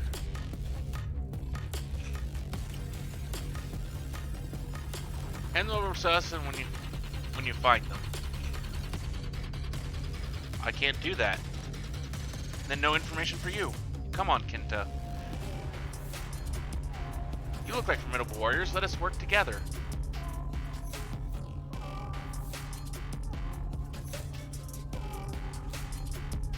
Come on, Kenta. It's like old times. They wink at him. I did love knocking skulls with you. Can we move this touching reunion on, please? Tell the Orochi not to eat us. That's a myth. That's what they say right up till they've swallowed you whole. Kenta? Kenta, you know that myth isn't true. He grins. I know, but I enjoy getting a reaction. Look, I just don't see any reason to help you. And I can't leave you just wander down here. He clicks his gauntlets once again, this time fires his warning shot at your feet. Get them! One of the reckoners fires a small net into the air towards you. Is that it? What's that going to do? The net glows pink and quadruples in size. Oh. Run! You dodge back away from the net. Turning to retreat, you see your path is blocked by a giant tree root. You launch yourself in the air to clear the tree root. Ah! The net comes crashing down on you, pinning you to the ground with magical force. You look behind you and see that Asuga, Ray, and Tuoma are all entangled in the net. Move and you die. Let us out. Now if we let you get away, you'll find the Roma and start trouble, which will come back on us. His eyes go wide. I mean, we don't know who has your fugitives. The other reckoners stare at him in shock. He just gave us the information we needed. Now we just have to get out of here. You feel the net begin to lift off of you. As you look close, you see the vines wrapping around the net, lifting it slightly.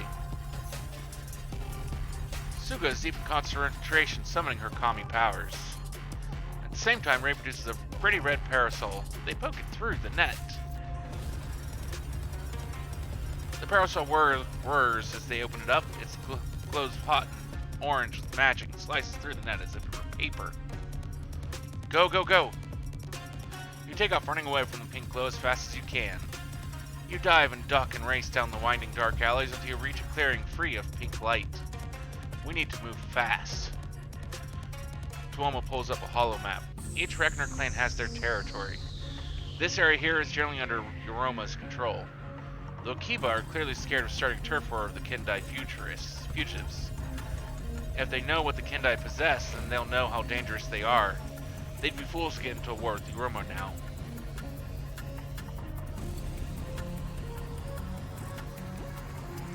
Let's see what other information we dig up.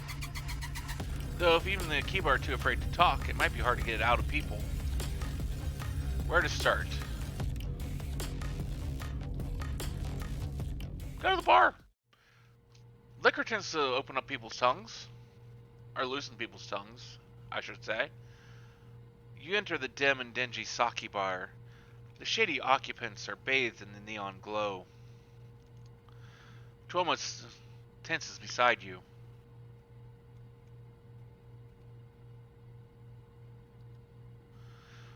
Tuomo's face lights up. Great idea. I can't stand the thought of so many criminals roaming around. He scans the room. Tawashi really needs a cleanup. As you follow the bar further in, a hologram illuminates a booth occupied by 3 people. You freeze. What? That's...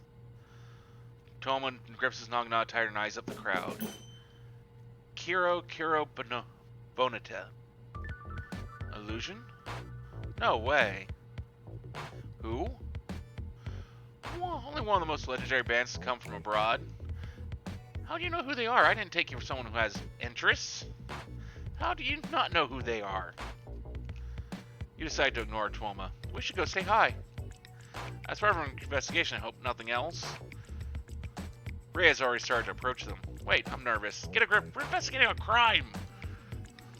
They may know a lot of influential people. Maybe they'll have a lead for us. Okay. You and Tuoma go over to the table and introduce yourselves.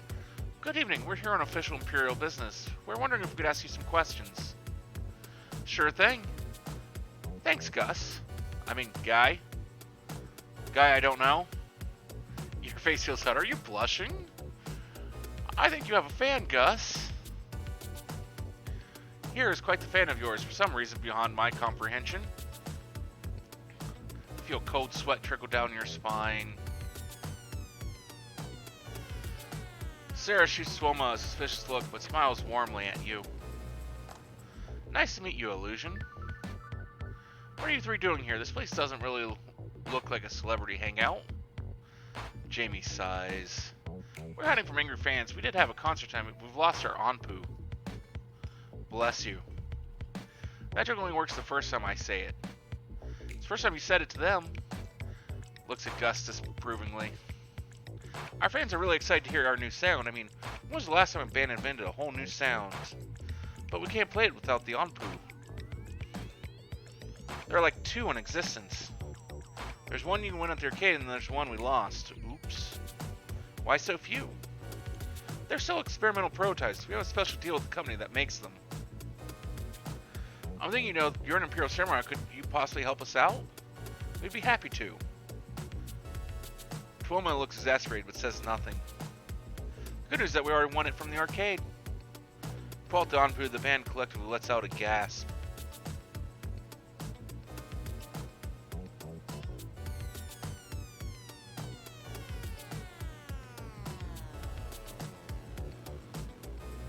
It's useless to us, so here you go. Huh? You actually managed to win it? We kind of thought it was a scam.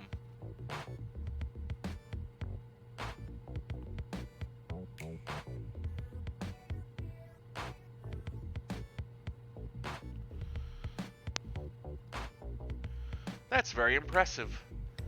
Well, that was resolved a lot quicker than we expected. Maybe you'd like to come and watch us play as a thank you? Yeah, you should totally stay. Don't go anywhere. Thank you for your kind offer, but we have a job to do. The band looks at each other. They seem slightly panicked. But you can't leave. What? Well, you just got here. You should stay a little while. Yeah, who goes into a bar and then leaves after a few minutes? Very odd. You should, totally join us for a drink. Well, I'd love to, but we really have to get going. As you stand up to leave, you could swear that Sarah gestured to someone behind you. You turn around with the other shady patrons nearby stand up and surround you. It's a trap. This could have all been avoided if you just sat down and had a drink with us.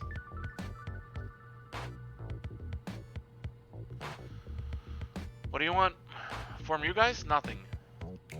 We just have to keep you busy tonight, and we get a whole bunch of other experimental instruments. This new sound could help the band get to a whole other level. We'll never play in the Undercity again. Or I could trade the instruments for a Platinum Holocard deck. Listen, I understand Platinum Holocards and Holotech instruments sound enticing, but our mission is deciding the fate of the world.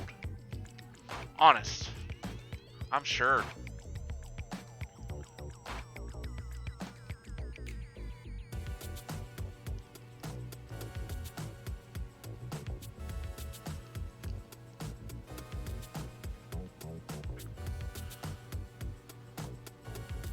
You'll be happy to hear our sponsors also want to make the world a better place. They said you're making that very difficult. Thugs begin to advance, their weapons glowing a soft blue. Here we go. As you unsheath your katana, an almighty bang rocks the bar. What was that? Jamie stands up and points through the window. They found us! Hide! The room is thrown into chaos as fans begin to pour into the bar and swarm the band. All the shady patrons surrounding you rush towards them, clearing an escape route. Out the back door. You follow Tuoma out the back entrance and stand panting in a dark alley. What just happened? Well, we need a distraction, so I put their location on a fan forum. That's genius. Tuoma bows. Of course it was. Shame the band tried to kill us. They seem to be connected to the Kendai ninjas. Yeah, I did not see that coming. Guess that's what you get for having interests outside the Imperial Court.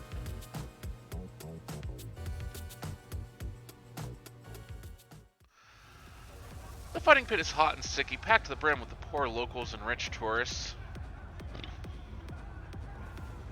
If I were not in uniform, I'd take my chances here. Ray pats him on the back. I'd make up money to see it. You'd be destroyed by these fighters. I hardly think an Imperial-trained samurai like myself would have trouble against such rabble. One moment, I'll be right back.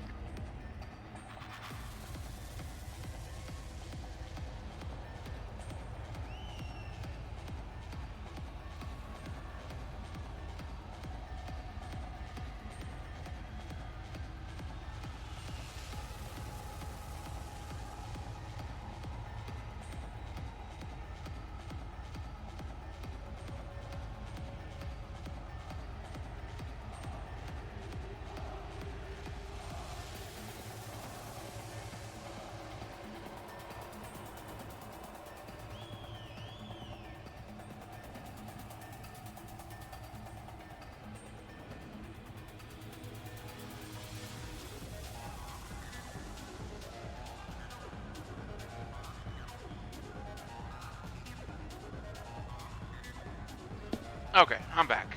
I'd bet good money to see that. You'd be destroyed by these fighters. I hardly think Imperial trains sound like myself. Yeah, I already read that. Ray rolls their eyes. All your martial discipline will count for nothing against folk fights for scraps. That's a will to live like nothing you've encountered before. They look down at the ground for a while. They speak with the knowledge of someone who's done just that. You know, I'm going to work the crowd, see if I can find something out. They disappear into the crowd. I'll check downstairs in the team pit, see if there are any aroma. We'll catch up with you once we've checked out up here.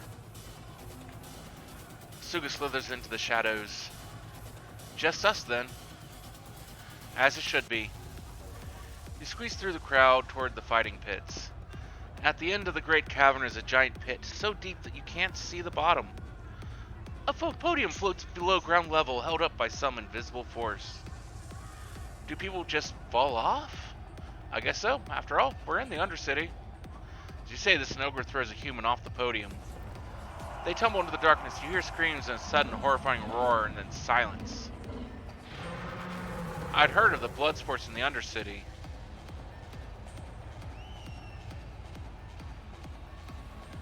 I'll never understand why people enjoy watching people fight to the death. It's atrocious. That's all this place is, a hive of atrocity. These people lack discipline. They probably also lack money. Gaze upon what happens when Imperial law fails. The next fighters begin to prep. They hype up the crowd and cries, replacing Bat's echo in the chamber.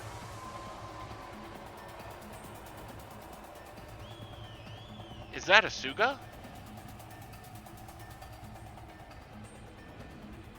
On the right side of the stage is an Orochi, much more angular and muscular than a Suga.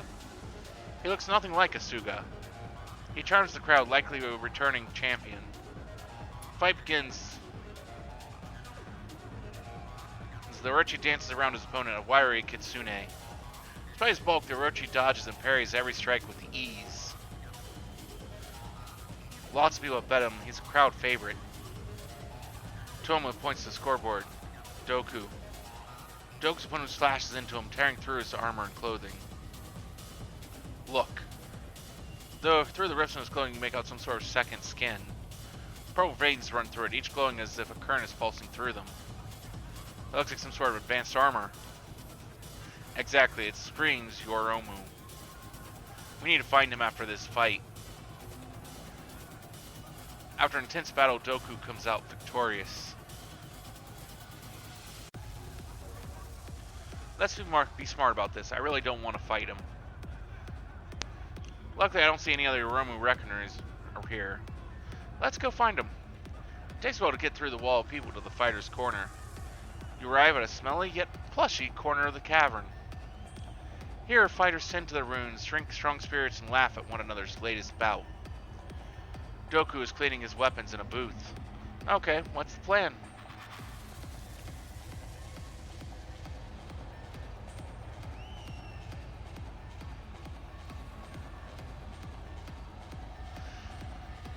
If he understands what is at stake, he might help us. You act like he has any honor. He sighs. Alright, lead on. You make your way up to Doku cautiously. Honorable Doku, your reputation precedes you. The Norse fighter looks up at you. He blinks slowly and then answers. His voice is deep and rolls in a long, slow hiss.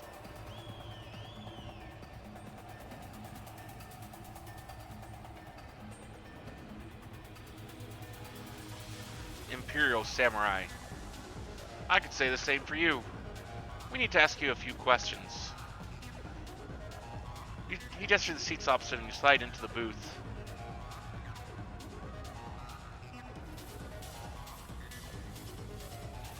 We notice your undersuit. It's very advanced. So that's why you're here. What?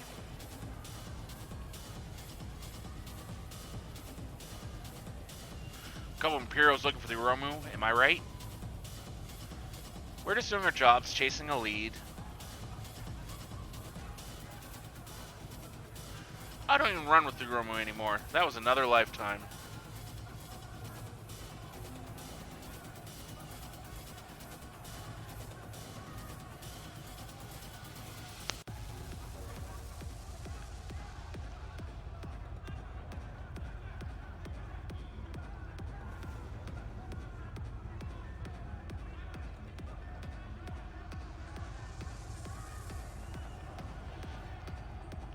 Look, we think they've got in over their heads with something.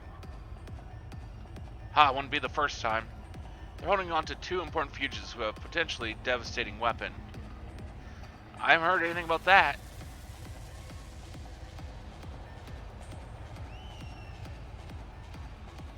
He rubs at his chin. There's a loudmouth merchant at the flea market, though. He's not always there, but he tends to keep his ear to the ground. He's also an idiot, so you might learn something from him.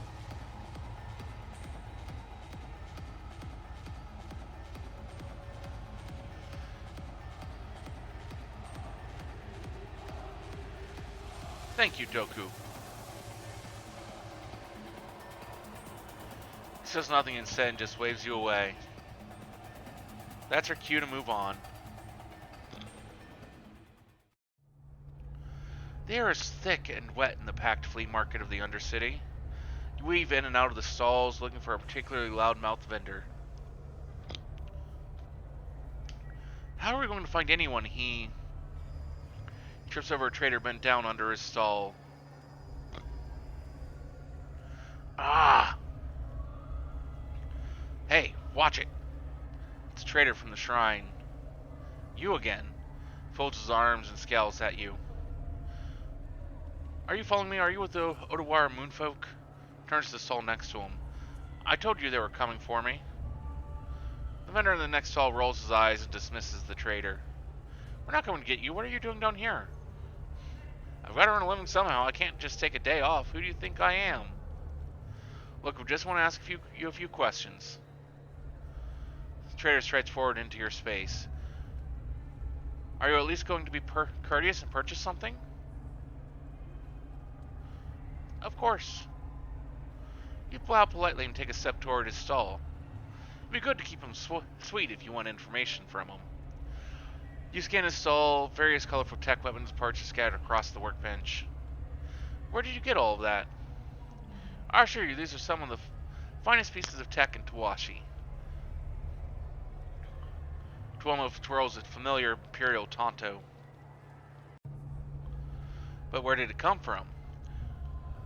We could use this to our advantage to get him to talk.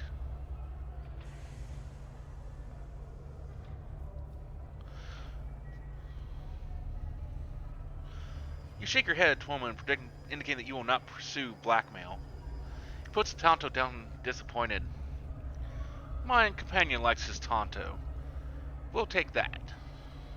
Excellent, it's this much. Gestures a number on a hall sign with an eye-watering amount of zeros attached to it. What is not even... You silence Tuomo with a look.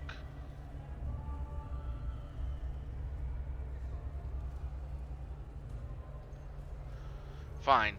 Swipe your electronic coin purse across the trader's reader. Tuomo leans on the workbench. So, we have reason to believe that the Roman reckoners are aiding some dangerous moonfolk with a deadly weapon. You what? They have a deadly weapon? Why is everyone so calm? You have to stop them at once. That's what we're trying to do. Well, why didn't you say so? You share an exasperated look with Tuomo. We're looking for a specific group of Euroma reckoners. How can we find them? They're a hard group to pin down. Tell us something we don't know. Look, there's a guy who knows the gangs down here well. He's with the Horizon, but he keeps tabs on the other groups. That sounds like our best lead so far. And would you happen to know where this guy is?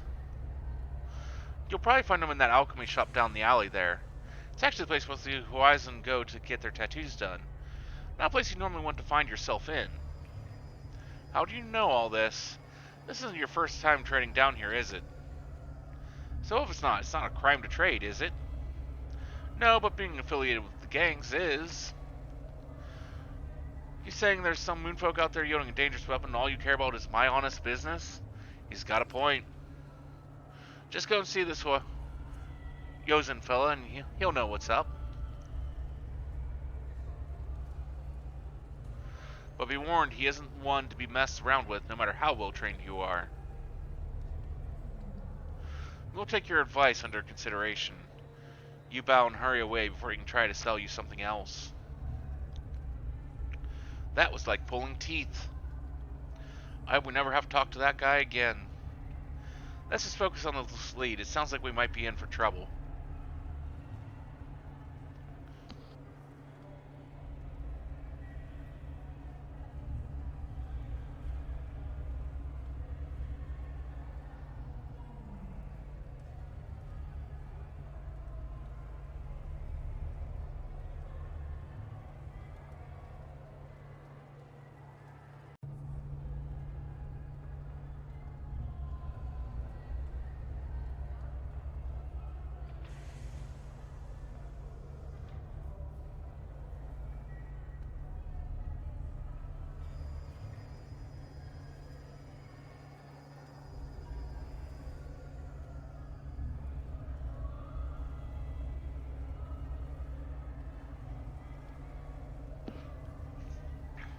Okay, I'm back. I had to get something to drink. Poisoner shop.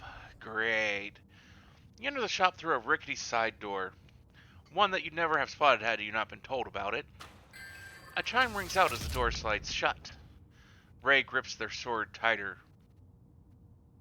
This is an evil place. Suga whips her tongue out and sniffs the air. Foul abominations happen here.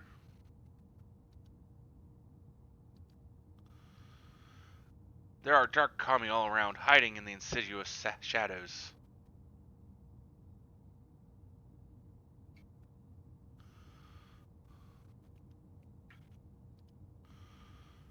I don't like this.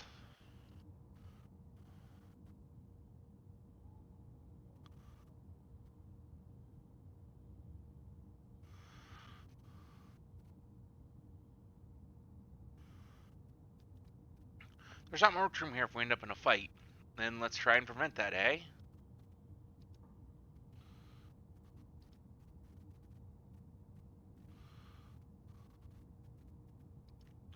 Just then, a holographic curtain dissipates and a spindly woman walks in. Her mouth appears to have been sewn shut. What the? She looks you over, blinks slowly, and gestures for you to follow her. She goes back behind the holographic curtain without checking to see if they're following her.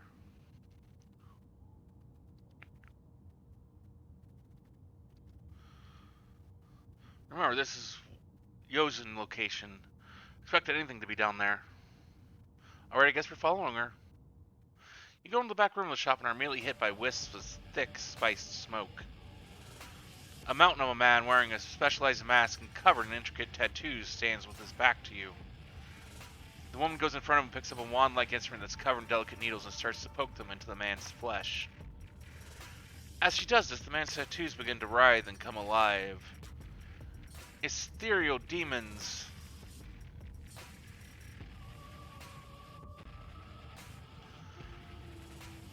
weaponry and all manner of foul things dance around the man, bound to his skin. What is this? The man bows his head. Welcome, I am Junichiro. To what do I owe this visit?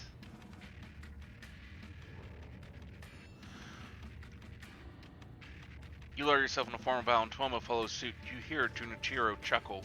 So see, the Imperials still drill manners into their pups. As it should be.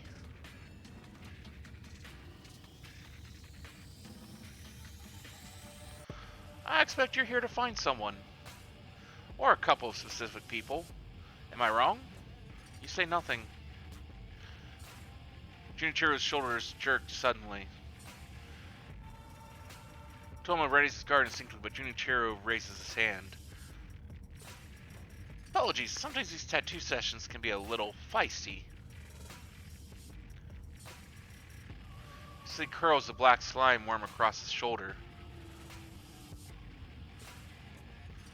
The spindly woman deftly snatches them up with her needle and jabs them back into Junichiro's skin. Asuga hisses. This is wrong. It's unnatural.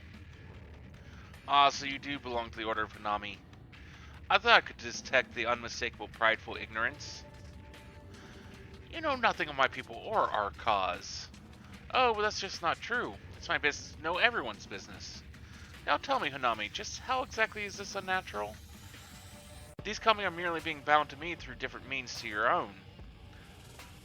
They're still from Kokurio. You just can't abide them because they represent concepts the Order doesn't like reflected back in their face. That's not true. The world isn't just tree bark and hot springs. There's death, decay, greed, and corruption. All things that keep our world in check. But I've never been able to get through to you people before, so why bother trying to make you see sense? Turns back to you. Now tell me, why is it you sought me out? Running down two Kindai futurist ninjas. Ah, the usual nonsense then. May I ask why?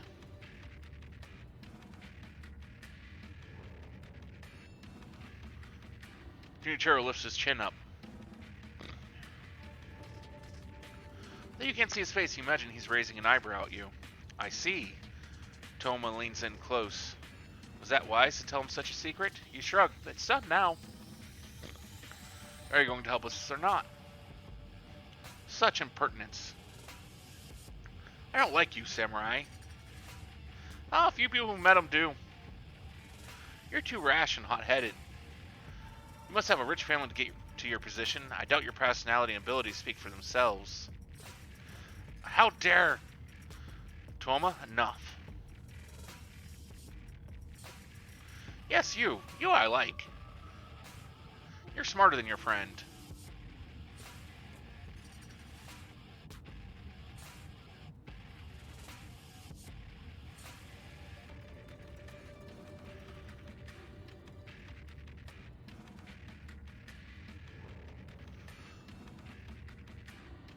Someone has to be. Indeed. I imagine without you, this operation would have ended much earlier and bloodier. He turns back to Tuomo, who's gritting his teeth. If you speak one more time, I will have you and your friends killed. We're doomed. Tuomo's eyes widen, and he immediately goes to shout at Junichiro. Don't test me. Tuomo scowls but steps back.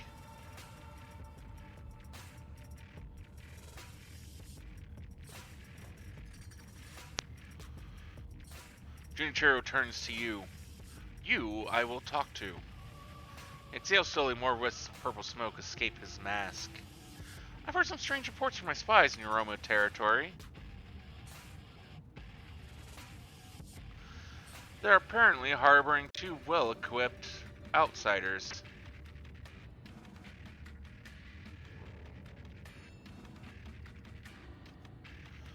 From the descriptions, I can only assume these are Kendai ninjas.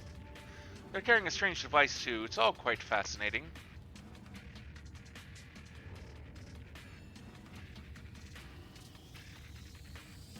Where are they?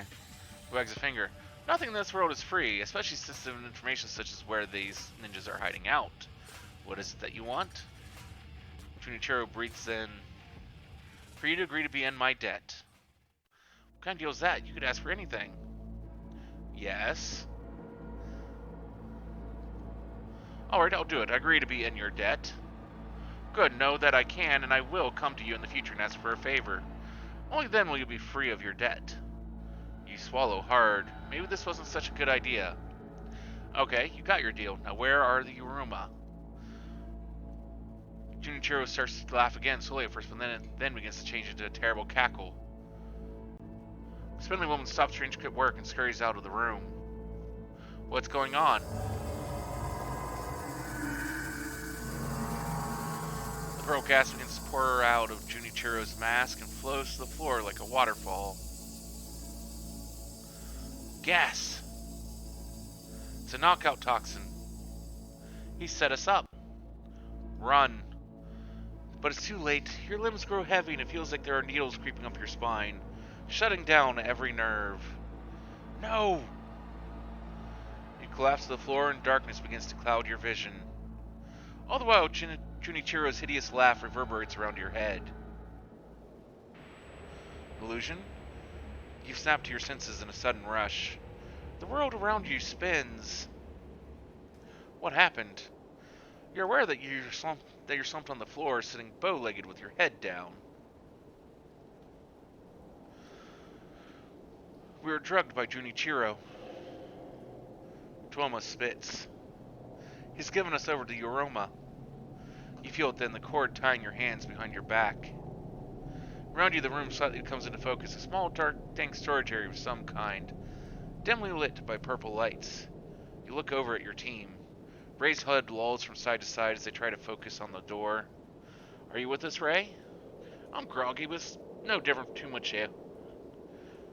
They giggle as their head falls forward. Next you spot Suga, whose body lies sprawled out in a twisted line. One of her serpentine eyes focuses on you as you stare at her. Are you alright, Asuga? My mind is here, but my body is not. You focus your attention on Toma, who sat opposite you. You don't seem as affected by the gas. I've had my resistance to such gases build up over the years. Sounds awful. It isn't the most pleasant, no. If we make it out of this alive, you'll have it to look forward to. The door to the room opens and several masked figures enter. Ah, you're awake. Good. The woman turns to one of her fellow Yoroma. Looks like Junichiro didn't use too much gas after all. The man nods. If we had a little bet going, the Wazan can be a little overzealous with their poisons at times. But I knew you were too valuable as captives for Junichiro to make such a mistake. Cowards, untie us immediately, or what? You're the one tied up here, Imperial. Tuomo grunts as he tries to break out of his bindings. No, we can't have that. The woman taps at her wrist guard. Tuomo's cord suddenly glows a bright purple and crackles with energy. Ah! He cries in agony as curls of black smoke come from his wrists.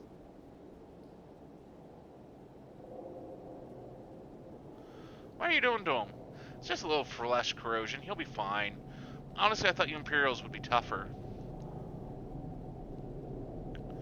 She taps at her wrist guard again. The cords around Tuomo's wrists stop glowing.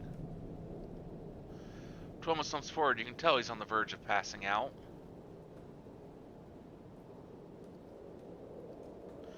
Let that be a warning. Talk back to me or try anything stupid, and next time I won't turn it off.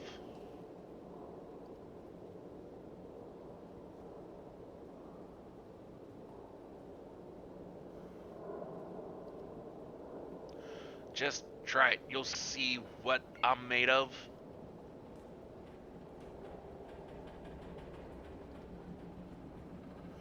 Your threats mean nothing. You won't get away with this. That sounds like talking back. She goes to activate your bindings. Wait, I'm sorry. That's more like it. Why are we here? Junichiro told us you were looking for us. He was even kind enough to deliver you here. Now why is that?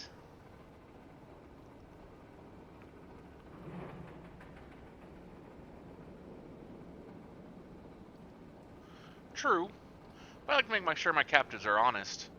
Are we harboring this Kendai? Yes, congratulations, you found them. You must hand them over immediately. Must we? Why?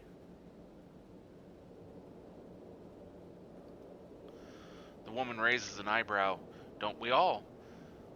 The Kendai have captured a powerful kami. You must allow us to apprehend them and retrieve it. They've what? She turns to her companions. Do you think that's what's in that case? The man shrugs. How is such a thing even possible? We don't know. It's another reason we have to take custody of these ninjas. Suppose we do help you. What do we get in return? Your criminals are always wanting to be paid. Is it really indifferent to you Imperials sucking territories under your control dry? She's got you there.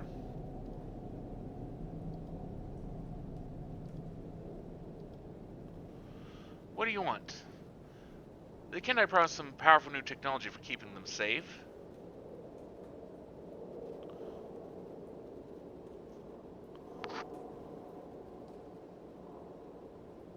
What can you offer instead?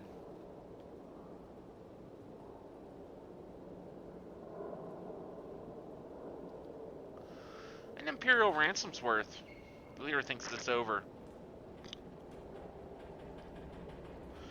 But all I would want from money is buy the same tech I want from the Kendai. All I'm doing is adding more steps for myself. No, I don't think you can offer me anything we don't already have. She laughs. Except your skills as fighters. What?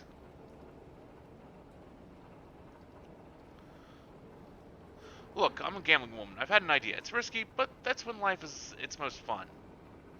I'm going to remove your bindings. You'll then have the chance to kill or capture these Kendai. If you do, then you can keep the kami and leave here. If they kill you, however, then we can finish them off and bargain the kami back to the rest of the Kendai futurists. That plan is deeply flawed. Shh. Alright, we'll do it. Untie us. As I said, this is a risk, but I think it'll pay off. Give them the stimulant. The two other Urami approach and inject you with something. Soon the lingering brain fog dissipates and you feel your limbs return to your command. Finally, I can speak properly again. I was enjoying the quiet while it lasted. Asuga immediately coils herself into a spring and stands up. I never want to feel like that again. Right, now that you've recovered, follow me. Before you move, 3 small drones fly in the room.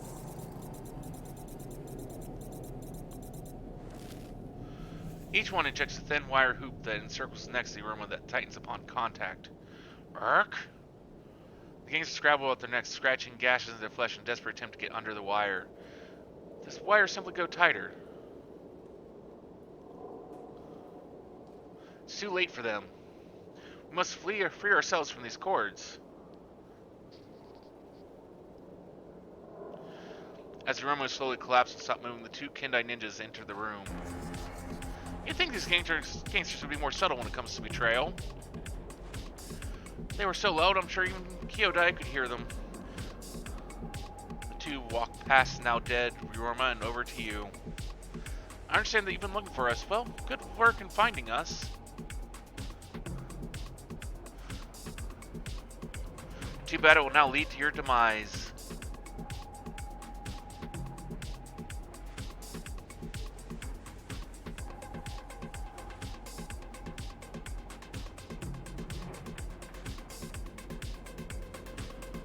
Do you think I even know? Do you, a simple footster, know all the intentions of your higher-ups? I was just sent to catch it.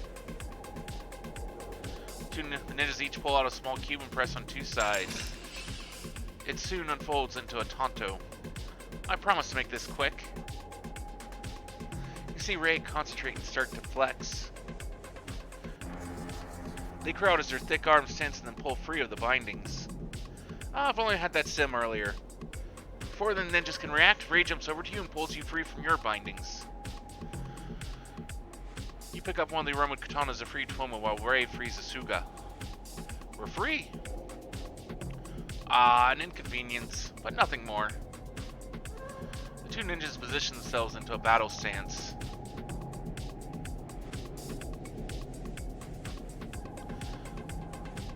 You feel the power of the oppressed rise up through you.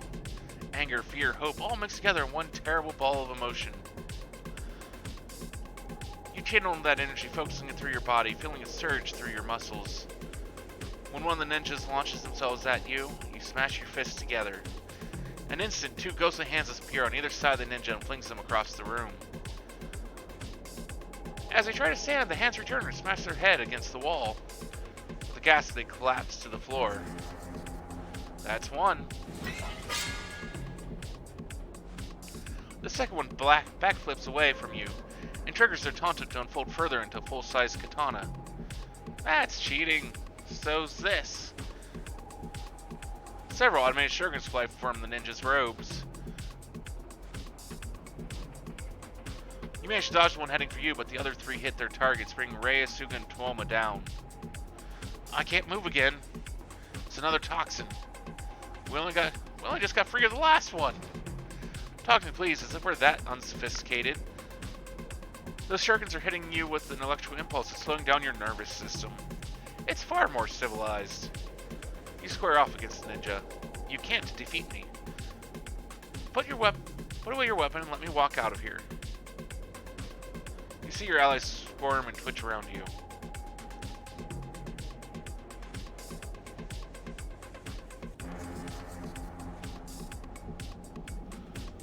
They sigh. Then you must die. They level their katana at you. You do the same. In the blink of an eye, the two of you are bounding towards one another. They bring their katana down, but you meet it on the edge of yours. You kick them, but they backflip away from your blow. You're stuck in a dual skill where the smallest slip-up will bring your death. I need to do something.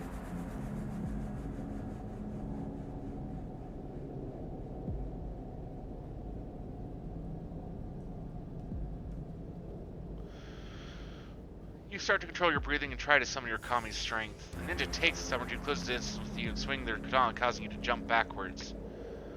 You trip over something and fall hard to the floor.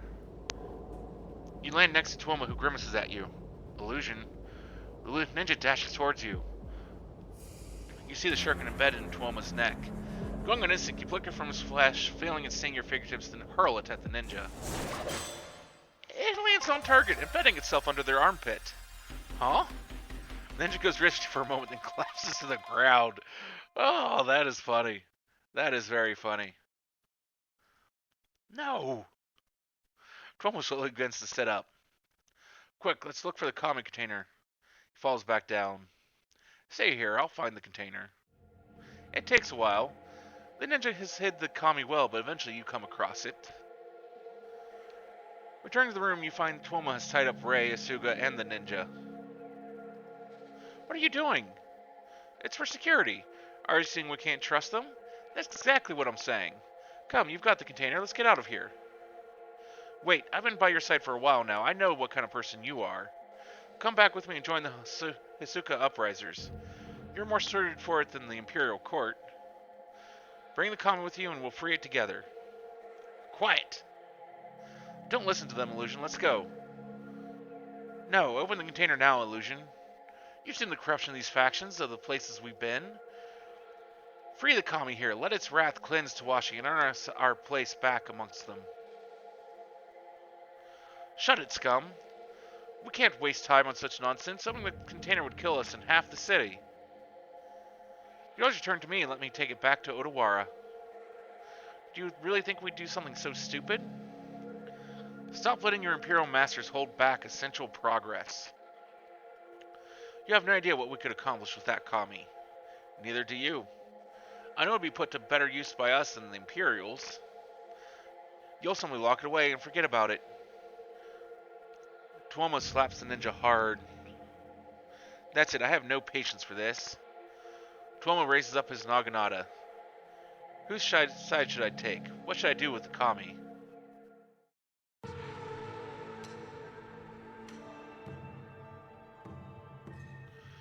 Aww.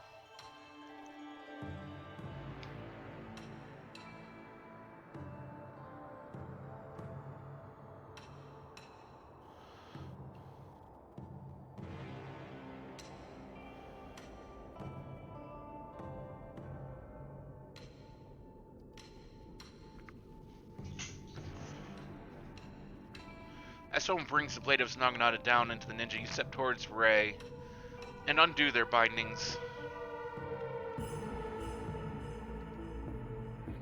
Right, let's get back. What are you doing?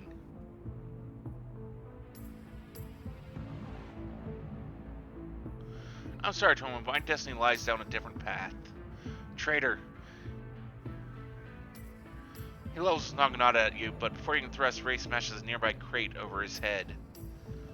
He falls to the floor.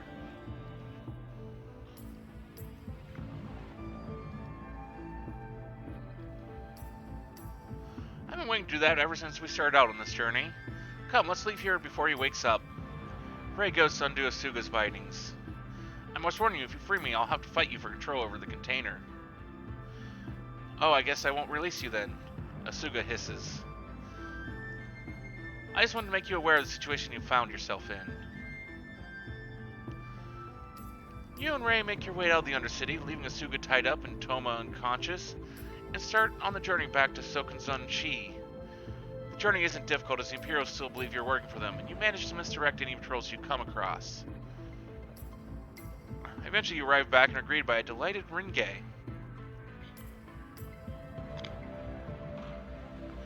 She eagerly takes the kami from you and promises to return to the merge, just as soon as they figure out how to do that. Over the coming months, you take on more and more responsibility within the Hisaku Uprisers, as Rei's trusted second. Bounties are put on your head, and you're unable to ever return to the Imperial Court. But you find life amongst the Hisaku to be far more filled with camaraderie and respect than you've ever known before.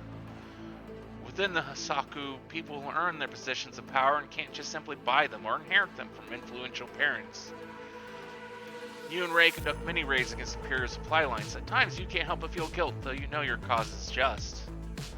It's on one such raid that you come across Toma. Hate fills his eyes, and the battle between the two of you is long and bloody. Eventually, both of you fall to one another's blade. Rei takes you all the way back to the Hisaku lines on their shoulder. Before going into surgery, you ask whatever happened to the kami. In the midst of your new life, it slipped to the back of your mind. Rei simply smiles and tells you not to worry. It's all for the cause. Just focus on healing. And then, there's nothing more but darkness.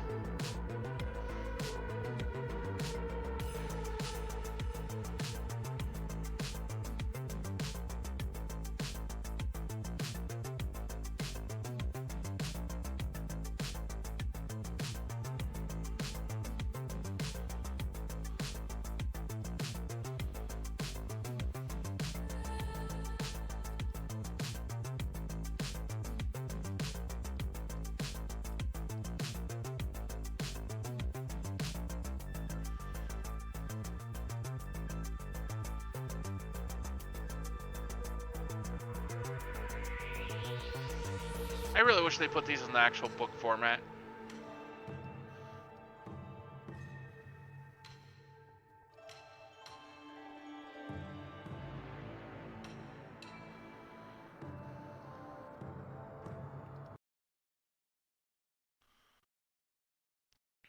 But that was a good little story. We'll let the credits roll through, and then I guess we'll go do some Final Fantasy IV at the after years.